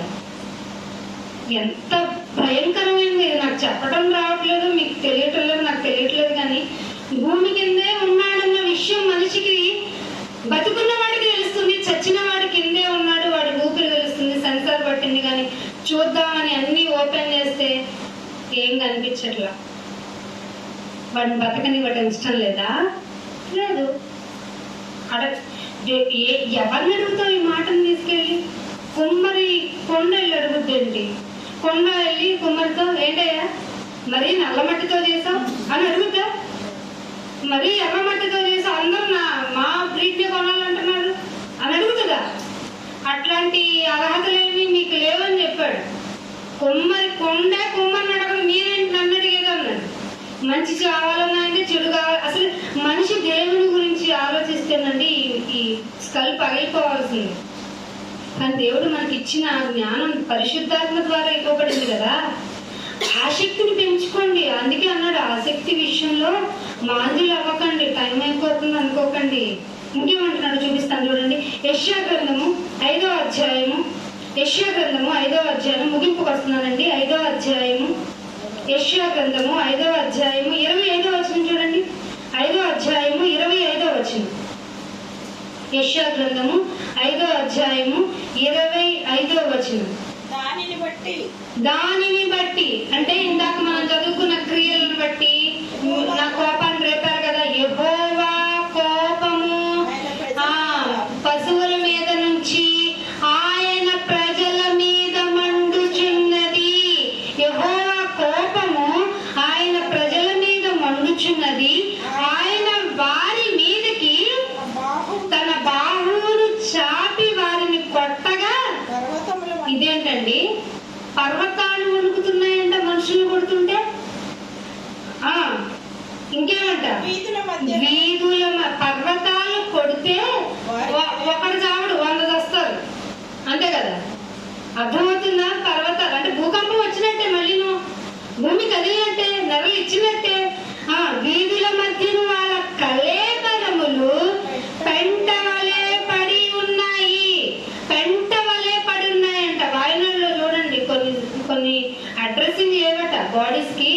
మేము రిలేషన్స్ అండి అని చెప్పుకునే వాళ్ళు లేక సామూహికంగా. ఇప్పుడు చెప్పండి, మమ్మల్ని కార్యక్రమాలు మనం వచ్చిన తర్వాత చక్కగా ఏవో చేయాలటండి. ఆఖరి స్నానం, ఆఖరి బట్టలు, ఆఖరిగా నేను చక్కగా డెకరేట్ చేయి. ఇవన్నీ ఎలా జరుగుతాయి? సామూహికంగా. చాలా మంది చచ్చిపోయినా కూడా అనుకుని ఉంటారు కదా, మేము ఇలా చక్కగా చచ్చిపోయేటప్పుడు ప్రశాంతంగా హ్యాపీగా బ్రతికి ఇంత చివరి రోజుల్లో తప్పకుండా పోతాం, ఎప్పటికైనా పోతామండి. పోయేటప్పుడు చచ్చినప్పుడు అన్ని మంచిగా జరగాలండి, మాకు కోరుకున్నదన్నీ మా మీద వేయండి అని చెప్పుకుంటున్న వాళ్ళు ఉండుంటారా లేదా? ఏమంటున్నారు ఇక్కడ? వీధుల మధ్య వారి కళేబరములు పెంట వలె పడి ఉన్నాయి. ఇంత జరిగిన, వాయినాడులో ఇంత జరిగిన, జపాన్ లో ఇంత జరిగిన, బిఫోర్ లో ఎన్నో ఎర్త్కేక్స్ లో ఎంతో మంది చచ్చిపోయినా ఆయన కోపము చల్లారలేదు. గుర్తుపెట్టుకోవాలి, ఇంత జరిగినను ఆయన కోపము చల్లారలేదు. ఆయన బాహువు ఇంకను చాపబడి ఉందంట. చాపబడి ఉందంటే చేతులు చాపి పనిచేయడానికి రెడీగా ఉన్నాడని అర్థమా కదా. ఇదేంటండి బాబు, మనం చదువుతుంది బైబుల్ అయినా భయం వేస్తుందా? బైబులే కదా. ఈ మాటలు చెప్పరు ఏంటండి? యెహోవా చేత ఆశీర్వదింపబడిన వాళ్ళ అవన్నీ మీ తొట్టు పొరుగుతుందంటారు ఏంటండి? తొట్టె కాదటండి, వీధిలో పెంటగా పడైపడుతున్నామంట మనం. అయినా ఆయన కోపం చల్లారటలేదటండి. ఏం చేస్తావు బిడ్డలు కానీ? ఏం చేస్తావు? 3 అంతస్తులు కానీ కట్టి 3 అంతస్తులు కట్టుకున్నాడంట వాయినాడులోనే. ఎన్ని క్వశ్చన్స్. 2 అంతస్తులు కట్టుకున్నాడంట. ఆవిడేమో అబ్రాడ్స్ లో ఉంటదంట. కూతురు మనవరాలతో అల్లుడితో ఉంటాడట. ఆయన తప్ప ఎవరు లేరు. ఆయనట్ట కాపాట్టబడ్డాడు. నేను ఎందుకు బతికాను నాకు అర్థం కావట్లేదని ఏడుస్తున్నాడంట. ఇట్లాంటి పరిస్థితులు మీకు నాకు రావంటారా? మనమేమి నీళ్ళకి దగ్గరగా లేవంటారా? కొండలేమి మనకి చాలా దూరం అంటారా? ఆయన లేస్తేనే కొండలు వణుకుతున్నాయంట, భూమి బద్దలుతుందంట. అరే ఈ బాధని ఎట్లా చెప్పాలి? ఎవరికి చెప్పాలి? వినేవారు లేరు. చెప్పాడా లేదేశ? ఇవన్నీ చెబుదామంటే వినేవారు లేరు నాయన అంటే నువ్వు వెళ్ళు. ఎక్కడికి వెళ్ళినాయన? బ్రహ్మజీవుడు చెట్లు లాంటి మనుషులు ఉంటారు. పట్టుకుందామంటే ముళ్ళు, చెబుదామంటే మాటలతోనే తోటపరిచేటువంటి స్వభావం కలిగిన వాళ్ళ మధ్యకి వెళ్ళి నేనేం చెప్పనయ్యా? చెప్పాలి తప్పదు. వారు వినను వినకపోయినను యూ హ్యావ్ టు బీ అంతే. ఇది ఆయన ఆజ్ఞ. ఆజ్ఞను పాటించకపోతే మనకొస్తుంది మరణం. కాబట్టి తప్పదు, మొయ్యాలి. సిలువ అంటే ఇది. అర్థమవుతుందా మీకు? ఇంకొక మాట చూపిస్తాను చూడండి. కీర్తన 18వ అధ్యాయం 7వ వచనం చూడండి. కీర్తన గ్రంథము 18వ అధ్యాయం 7వ వచనం. 18వ అధ్యాయం. కంపించి అదిరెను, పర్వతములు పునాదులు వణికెను. అవునా? ఆయన కోపింపగా భూమి కంపించింది, పర్వతములు మళ్ళీ అంటే ఎవరి వల్లట? ఆయన కోపమేనంటండి. భూమి బద్దలైందంటే రెక్టార్ స్కేల్ మీద ఎంత వచ్చిందంటే కారణం ఆ బెడ్ మీద ఉన్న లైన్స్ ఈ బెడ్ మీదకి ఇక్కడ నుంచి ఆ లెక్కలేం కావు. దేవుడు స్వయంగా చెప్తున్నాడు, నా కోపం రా అంటే. ఏమన్నా చూడండి, ఏం పుట్టిందట? ఆయన నాసికారంధ్రము పొగ పుట్టింది. మన నాసికానందం నుండి ఏం పుట్టవో. కానీ మనం ఏమంటాం, నా లెవెల్ ఏంటో తెలుసా, నేనేంటో తెలుసా, నన్ను గౌరవించండి మీరు. ఇదేంటండి ఇట్లా మాట్లాడుకుంటేనండి దేవుడి దగ్గరికి వెళ్తే మనం ఈ మాటలు మనం కూడా అనుకుంటాం. మనమే దేవుడి దగ్గరికి వెళ్తే ఆయన ఒక స్క్రీన్ వేపిస్తాడు కదా. చెప్పావు కదా, నీ గురించి చెప్పావు, నీ సెల్ఫ్ డెమాన్స్ట్రేషన్ ఇచ్చావు కదా. చూడు, నేను శ్వాస తీస్తే ఏమవుతుందో తెలుసా, పొగొస్తుంది కదా. ఆయన నోటి నుండి, మన నోటి నుండి ఏమొచ్చింది, గంధం వచ్చిందండి బాబు. ఉపయోగం ఉండదు ఆ మాటల వల్ల. నేను ఎట్లాంటి ఉన్నా తెలుసా, అసలు నువ్వు ఎట్లాంటి వాడివైనా రావాల్సింది ఇక్కడికి. మళ్ళీ దాన్ని తీసుకొచ్చి ఇక్కడ నేను ఎట్లాంటి అట్లా మారని చెప్పకు. మారాలి, అది రూల్. దాన్ని సాక్ష్యంగా చెప్తానంటావేంటి? నువ్వు మారాలి, మారు మనసు పొందు. పిలిచాను నేను నిన్నలాగా. నువ్వు పిలిచిన దాన్ని ఏంటి హైలైట్ చేసుకుని చెప్తున్నా నేను ఎలాంటి వాడిను అని. నేను చాలా తాగుపోతున్నాను, నీచుడు నువ్వు. మళ్ళీ దాన్ని తీసుకొచ్చి ఇక్కడ సాక్ష్యం అంటావు. సాక్ష్యం నేను చల్లో. పౌరుడు 3 మాటల్లో చేశాడు. నాయన నేను ఎంతటి పాపాత్ముడు అంటే, పాపుల్లో ఫస్ట్ ఫెలోని నేను, ఫస్ట్ ఫెలోని నేను. ప్రథముడు నువ్వు చెప్తావండి. నేను ఎంత మంచిగా మన మాటలు ఇలా ఉంటాయి. వద్దండి, పరీక్షించుకున్నాడు. తనను తాను తగ్గించుకున్నవాడు, మరి తనను తాను హెచ్చించుకున్నవాడు. నీకు తెలిసి కూడా మనం హెచ్చించుకోవాలని చూస్తాను. డౌన్ టు ఎత్తు బతకాలండి క్రైస్తవుడు. డౌన్ అయిపోవాలంతే. ప్రేమను వెంటాడంటే ఏంటి అంటాడేది? మేము ప్రేమను వెంటాడేమండి. ఒక చిన్న విజయాన్ని సాధించాం చెప్దాం. ఆగస్టు 15కి స్వయంగా పిలిచారు మమ్మల్ని మీటింగ్కి పాస్టర్ గారు. ఫాదర్ ఆఫ్ ది పాస్టర్ మా ఫాదర్ గారు పిలిచారు. వెంటాడాం, ఎంత ఇప్పటికీ మమ్మల్ని మీ ప్రార్థన మీదే మాదే అంటారు. కానీ ఆయన స్వయంగా వచ్చి మా వద్ద, మీరు 15 తారీఖు మీరు ఉంటారా అని అడుగుతున్నారండి. పగలు నేను చెప్పానండి, సాయంత్రం మాది ఉంది అని. అయితే ముందు చెప్పండి పగలు అన్నారు. 50 మంది వాళ్ళని పిలుస్తున్నారంటే ఎంత బాధ్యత ఇచ్చాడు చూడండి. అంటే ఫరోని వాడుకుంటాడు దేవుడు. అర్థమవుతుందా మీకు లాజిక్? ప్రేమను వెంటాడాలనుకోండి, ఫరోతోనే వాడుకొని మేము దేవుడి కార్యాలన్నీ చూపిస్తాడు. వాళ్ళందరికీ తెలియదు కదా సత్యం అంటే. ఎంత లోతులు వింటారా? భయంకరంగా చెవులు మూసుకొని రక్తం కాకుండా ఆపోయమ్మ తల్లి, ఈ ప్రవర్తన వాళ్ళ భూమి కనిపిస్తుందంటావేంటమ్మా, ఆయన నుంచుంటే ఏంటి కొండ బద్దలు అవుతుందంటావేంట. మా వల్ల కాదని, ఎందుకంటే మనకి ఇవన్నీ చెప్పరు కదండి, ఎప్పుడు చెప్పరు. సో మనకు అవకాశం వచ్చింది. ప్రేమనే వెంటాడండి. అందుకే కీర్తన కొన్ని పత్రికలో రాశారు, అన్నిటినీ తాళున్నది ప్రేమ, అన్నిటికంటే గొప్పది ప్రేమ. ప్రేమ ఎట్టిదో తెలుసా? మీరు కూడా ప్రాణం పెట్టేంత బదులు ఏమంటే సమాధానం, నీకు వందనాలు చెప్పండి. ఇదేం క్రైస్తవ్యం అండి బాబు? ప్రేమ వెంట అసలు నన్ను డామినేట్ చెప్తే నేను కళ్ళు చూపు మేరలో కూడా కనపడి నేను అనగా క్రైస్తవ్యంలో ఏమైపోతుందో ఒకసారి. చాలా చాలా డేంజర్ గా ఉందండి క్రైస్తవ్యం. కానీ దేవుడి మాటలు మనకి ఎంత స్పష్టంగా వినపడుతున్నాయంటే, మనల్ని ఎంత బాగా ప్రేమిస్తున్నాడండి దేవుడు. అదిగో నువ్వు వెళ్ళు, కొత్తూరు తాడేపల్లి వెళ్తావా, లేకపోతే గండిగుంట వెళ్తావా, లేకపోతే నెడిమారు వెళ్తావా, నీ చెవులకి నా మాటలు వినపడాలంతే. ఇదే నేను నిన్ను ప్రేమిస్తున్నాను అన్నదానికి గుర్తు. ఇంకా చాలు, నీకు నా కృప నీకు చాలు. దేవుడు మనతో చెప్తున్నాడు కదా. ఒక మాట చూపిస్తాను. ఆమోసు గ్రంథానికి వచ్చింది. ఆమోసు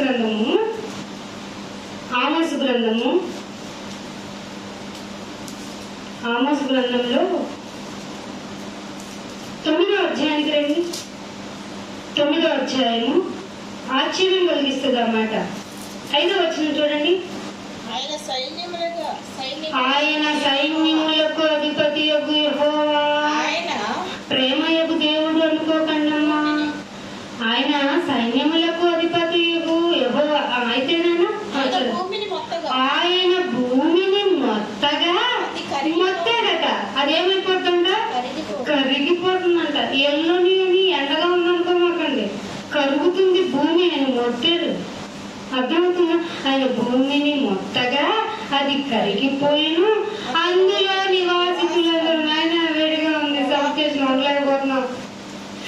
ఏమండి, ఇది జోక్ కాదు, సీరియస్.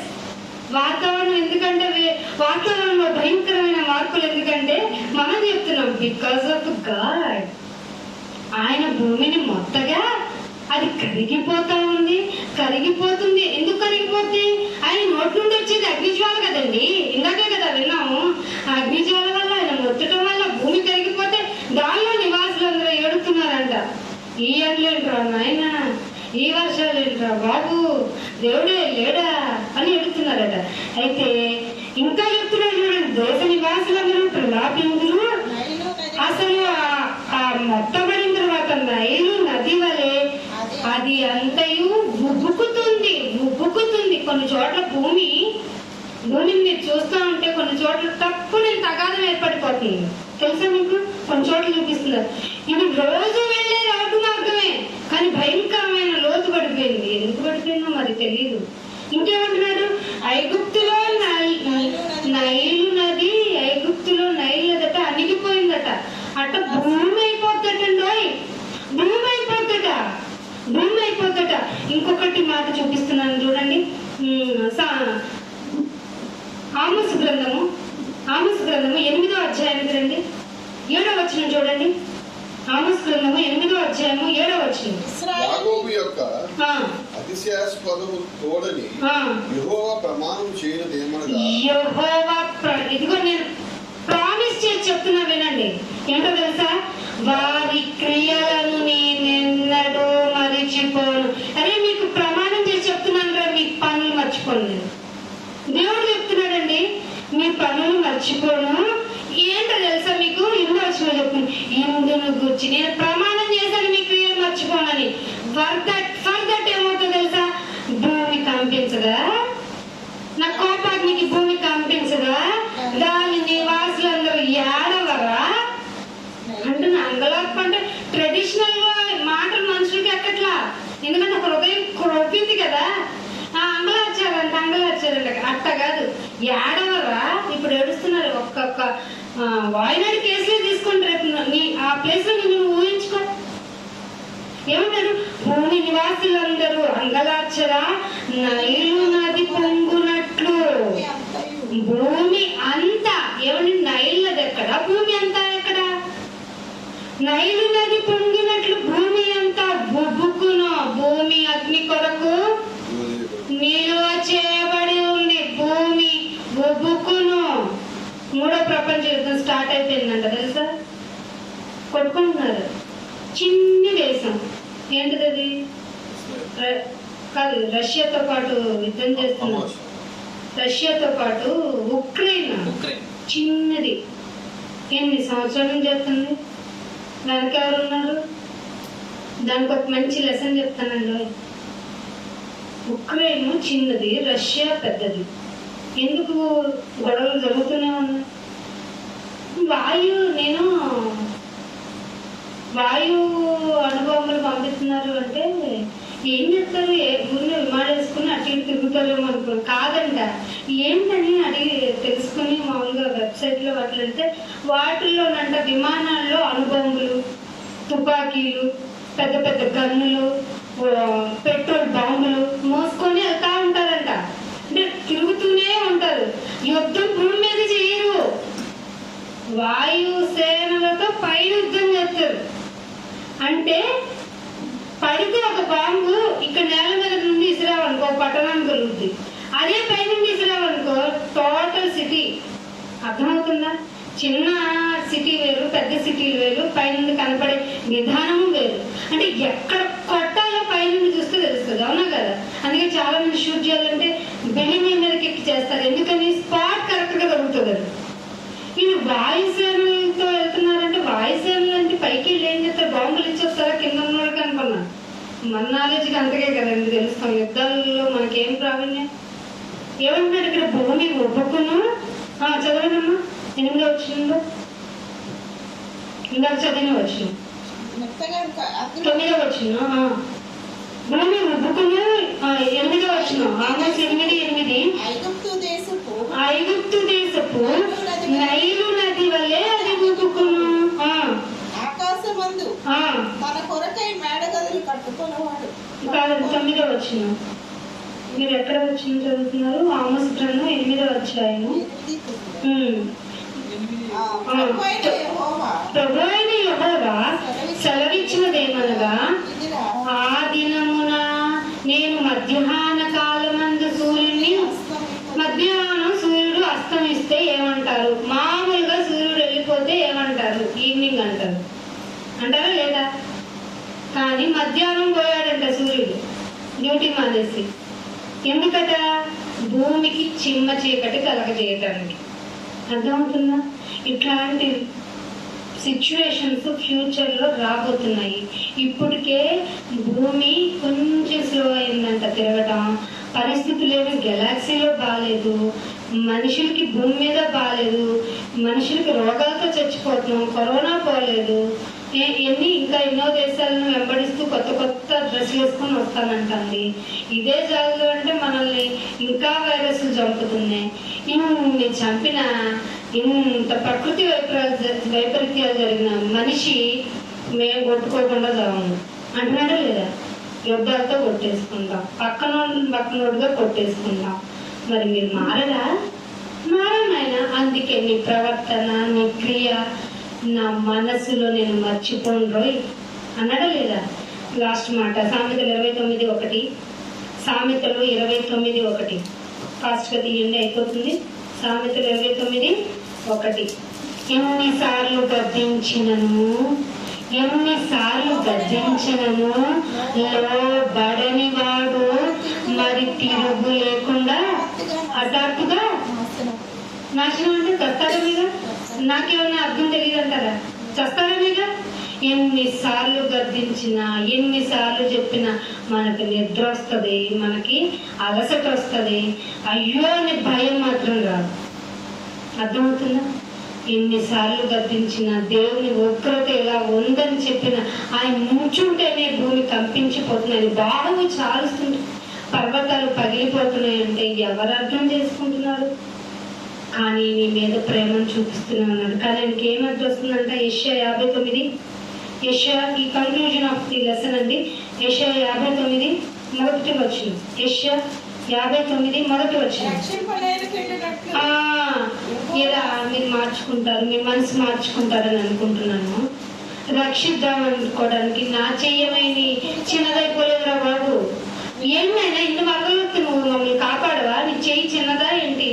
ఏదో మొన్నే ఎక్కడ చూసాం, దేవుడి హ్యాండ్ అని నాసా వాళ్ళు ప్రజెంట్ చేశారు. ఏవో నక్షత్రాలు ఆ కాస్మాలజీలో ఏదో చెయ్యి పెద్ద ఆకారంలో చెయ్యిలాగా కనబడుతుంది, గాడ్ హ్యాండ్ అని చెప్పుకున్నారు. నీ చెయ్యి ఇంత చిన్నదా అంటే దేవుడే చెప్తున్నాడు. ఎంత నాలెడ్జ్ అండి దేవుడికి. రక్షింపనేరకయున్నట్లు దేవుడు చెయ్యం చిన్నది కాలేదురా నాయన. వినకుండా ఉండటానికి నా చెవులకి ఏం మందం అవ్వలేదురా బాబు. మరి ఏమిటయ్యా అంటే మీ దోషాలేరా బాబు. మళ్ళీ ఇదే గోడ దేవుడిది. మీ దోషములు మీకును దేవునికి అడ్డము. రక్షిద్దామనుకుంటే ఇన్నిసార్లు చెప్పినా వెళ్ళలేదా వీడు?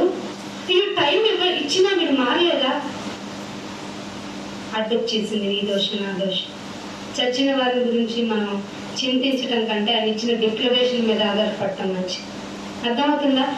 మీ దోషములు దేవునికి అడ్డముగా వచ్చింది. ఇర్మియా గ్రంథము 5వ అధ్యాయము 25వ వచనం. ఇర్మియా గ్రంథము 5వ అధ్యాయము 25వ వచనం. మీ దోషములు మళ్ళీ ఇదే చదువుతున్నావు. ఆయన ఏమైనా పద్దాక పనులకు చెప్తున్నాడా ఏంటి దేవుడు? మళ్ళీ నా దోషమే. మీకు మేలు కలగకుండా మీ పాపములే కారణము. నైనా నాకు మేలు కలుగు. నీ వల్లనే నేను చెడిపోయాను. నేను ఎంత బాగుపడిపోవటానికి కారణం ఏమంటావు? ఇంట్లో భార్యనంట లేదా భర్తనంట. నీకు మేలు కలగక ఉండుటకు కారణము నీ పాపమే. నీ వల్ల నేను ఇట్లా ఉన్నా, నీ వల్ల అట్లా ఉన్నా, నా కుటుంబం నాశనం అయిందని ఎవరి మీదో మనం బ్లేమ్ చేస్తూ ఉంటాం కదా. కాదట, నీ పాపమే కారణం. నీ దోషములే క్రమములు తప్పించినాయి, క్రమాలు తప్పించేసినాయి. వానాకాలంలో ఎండలు, ఎండాకాలంలో వానలు, శీతాకాలంలో ఏమవుతుందో తెలియని పరిస్థితి. 2 కాలాలు ఇప్పుడు. ఇదివరకు శీతాకాలం అనుకోవడానికి అది శీతాకాలం అనాలి, అంతే కదా. మంచి వచ్చేస్తుందంట ఫ్యూచర్లో.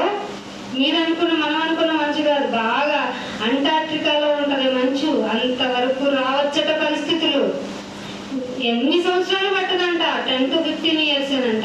ఈ లోపు పోతే బాగుందండి అనిపించాలి. అట్లా రాబోతున్న పరిస్థితులు. ఇంకొక మాట కూడా చూపిస్తాను. ఆమోసు గ్రంథము 8వ అధ్యాయము, ఇదే లాస్ట్ అండ్ ఫైనల్, నిజంగా లాస్ట్ అండ్ ఫైనల్. 8వ అధ్యాయము ఆమోసు గ్రంథము 10వ వచనం చూడండి. 8వ అధ్యాయము 10వ వచనం. నీ పండుగ దినములను దుఃఖ దినములుగాను, నీ పండుగ దినాలని దుఃఖ దినాలుగా మార్చేస్తాను. పండుగ లేకపోతే బర్త్డేనే పండుగగా చేసుకుంటాను, అయితే దాన్నే దుఃఖంగా చేసేస్తాను అని చెప్పండి. అసలు మీ పండుగ దినములను దుఃఖ దినములుగాను, మీ పాటలను ప్రలాపములుగా చేసేస్తాను. పాట ఎట్లా పాడుతున్నారు తెలుసు ఈరోజు క్రిస్టియన్ సాంగ్. ఏంటో ఒక మంచి మ్యూజిక్ ఏవో సాంగ్స్ ఉంటాయి కదా, ఆ సాంగ్లు ఏమన్నాలో వాటి పేర్లు ఏమని చెప్పాలి తెలియదు. ఒక ఒక యెహోవా నన్ను కాపాడను అనేదాన్ని ఒక కృతజ్ఞతలు బ్లెస్సింగ్ గా, ఒక చక్కగా యెహోవా కాపాడను అంటే ఏంటిది? ఒక డీజేల కాలం కూడా వెళ్ళిపోయింది. ఒక ఇండివిజువల్ స్టాండర్డ్ మైక్ అవుట్ పెట్టుకొని దేవుడు కాపాడను. ఇందాక ఒక అంకుల్ ఒక ఓల్డ్ సాంగ్ పాడారు, ఏదో పాత పాట. ఆ పాటని ఒక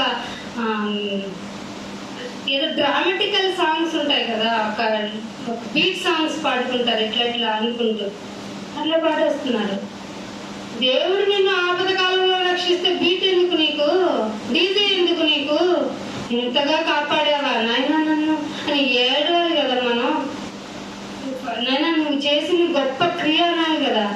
మీరు మారరా, అందుకే మీ పాటలు కూడా ఏం చేస్తానన్నాడని.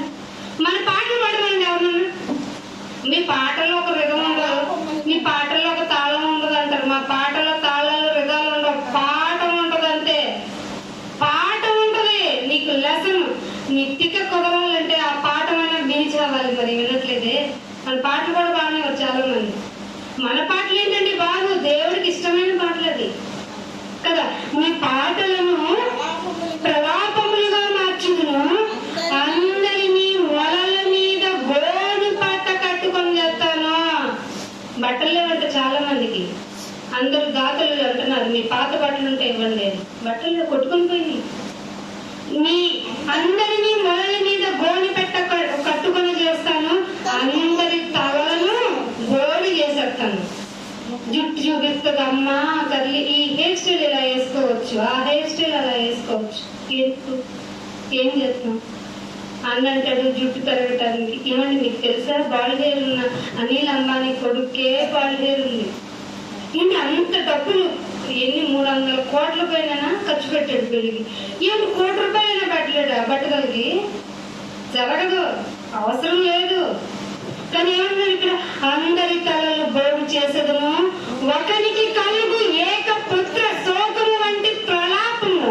నేను ఒక కొడుకు పుట్టి చచ్చిపోయాడు అనుకోండి, వాళ్ళు ఎట్లా ఏడుస్తారు? అట్లాంటి శోకాన్ని పుట్టిస్తాను నేను. దాని అంత్య దినము ఘోరమైన శ్రమ. ఎవరి ఇండివిజువల్ డే వారికి ఉంది. దేవునికి మనం దోషులుగా కనపడితే మనము ఎవరి అంత్య దినమందు వారి శ్రమ దినముగా ఉంటుంది. ఎందుకంటే పాఠం చెప్పాలంటే చాలా మందికి మనం పబ్లిక్ వెళ్ళిపోవాలి, రోడ్ల మీదకి వెళ్ళిపోవాలి, కానీ మనల్ని ఎవరు రానివ్వరు. ఫ్యూచర్లో పరిస్థితులు చాలా ఘోరంగా ఉంటాయి.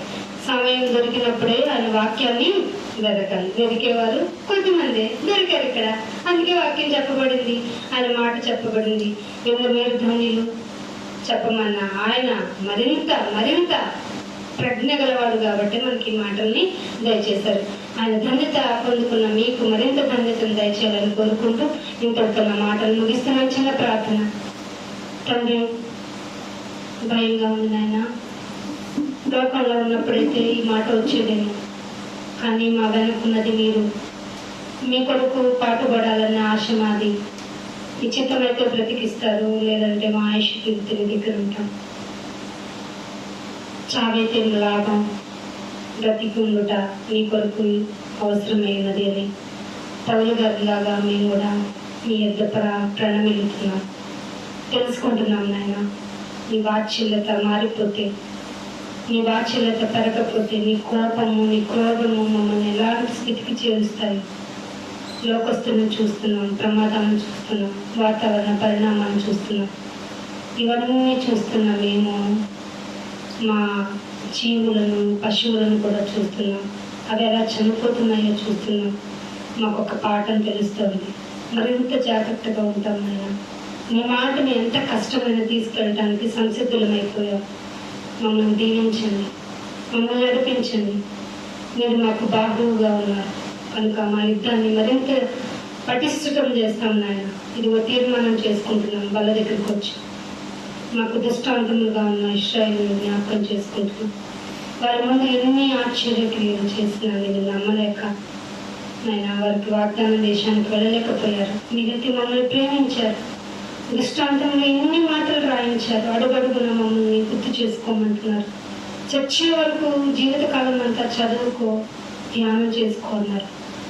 అడుగు నీ బిడ్డగా ఈ భూమికి వచ్చి ప్రాణాన్ని అర్పించిన ఆ జ్ఞాపకం చేసుకోండి. ఆయన ఎలా ప్రవర్తించారో అలా ప్రవర్తించండి అని ఆజ్ఞ ఇచ్చారు. ఇదిగో బళ్ళలోనికి వెళ్తున్నాం. మా మనసును సిద్ధపరిచి మా యొక్క తీర్మానము నీకు ఇష్టమైనదిగా ఉన్నట్టుగా మమ్మల్ని సిద్ధపరచమని యేసుక్రీస్తు వారి అతి పరిశుద్ధమైన నామమున ఈ ప్రార్థన అడిగి వేడుకుంటున్నాను తండ్రి. ఆమేన్. అందరికీ వందనాలండి. Thank you. All of you. God bless you.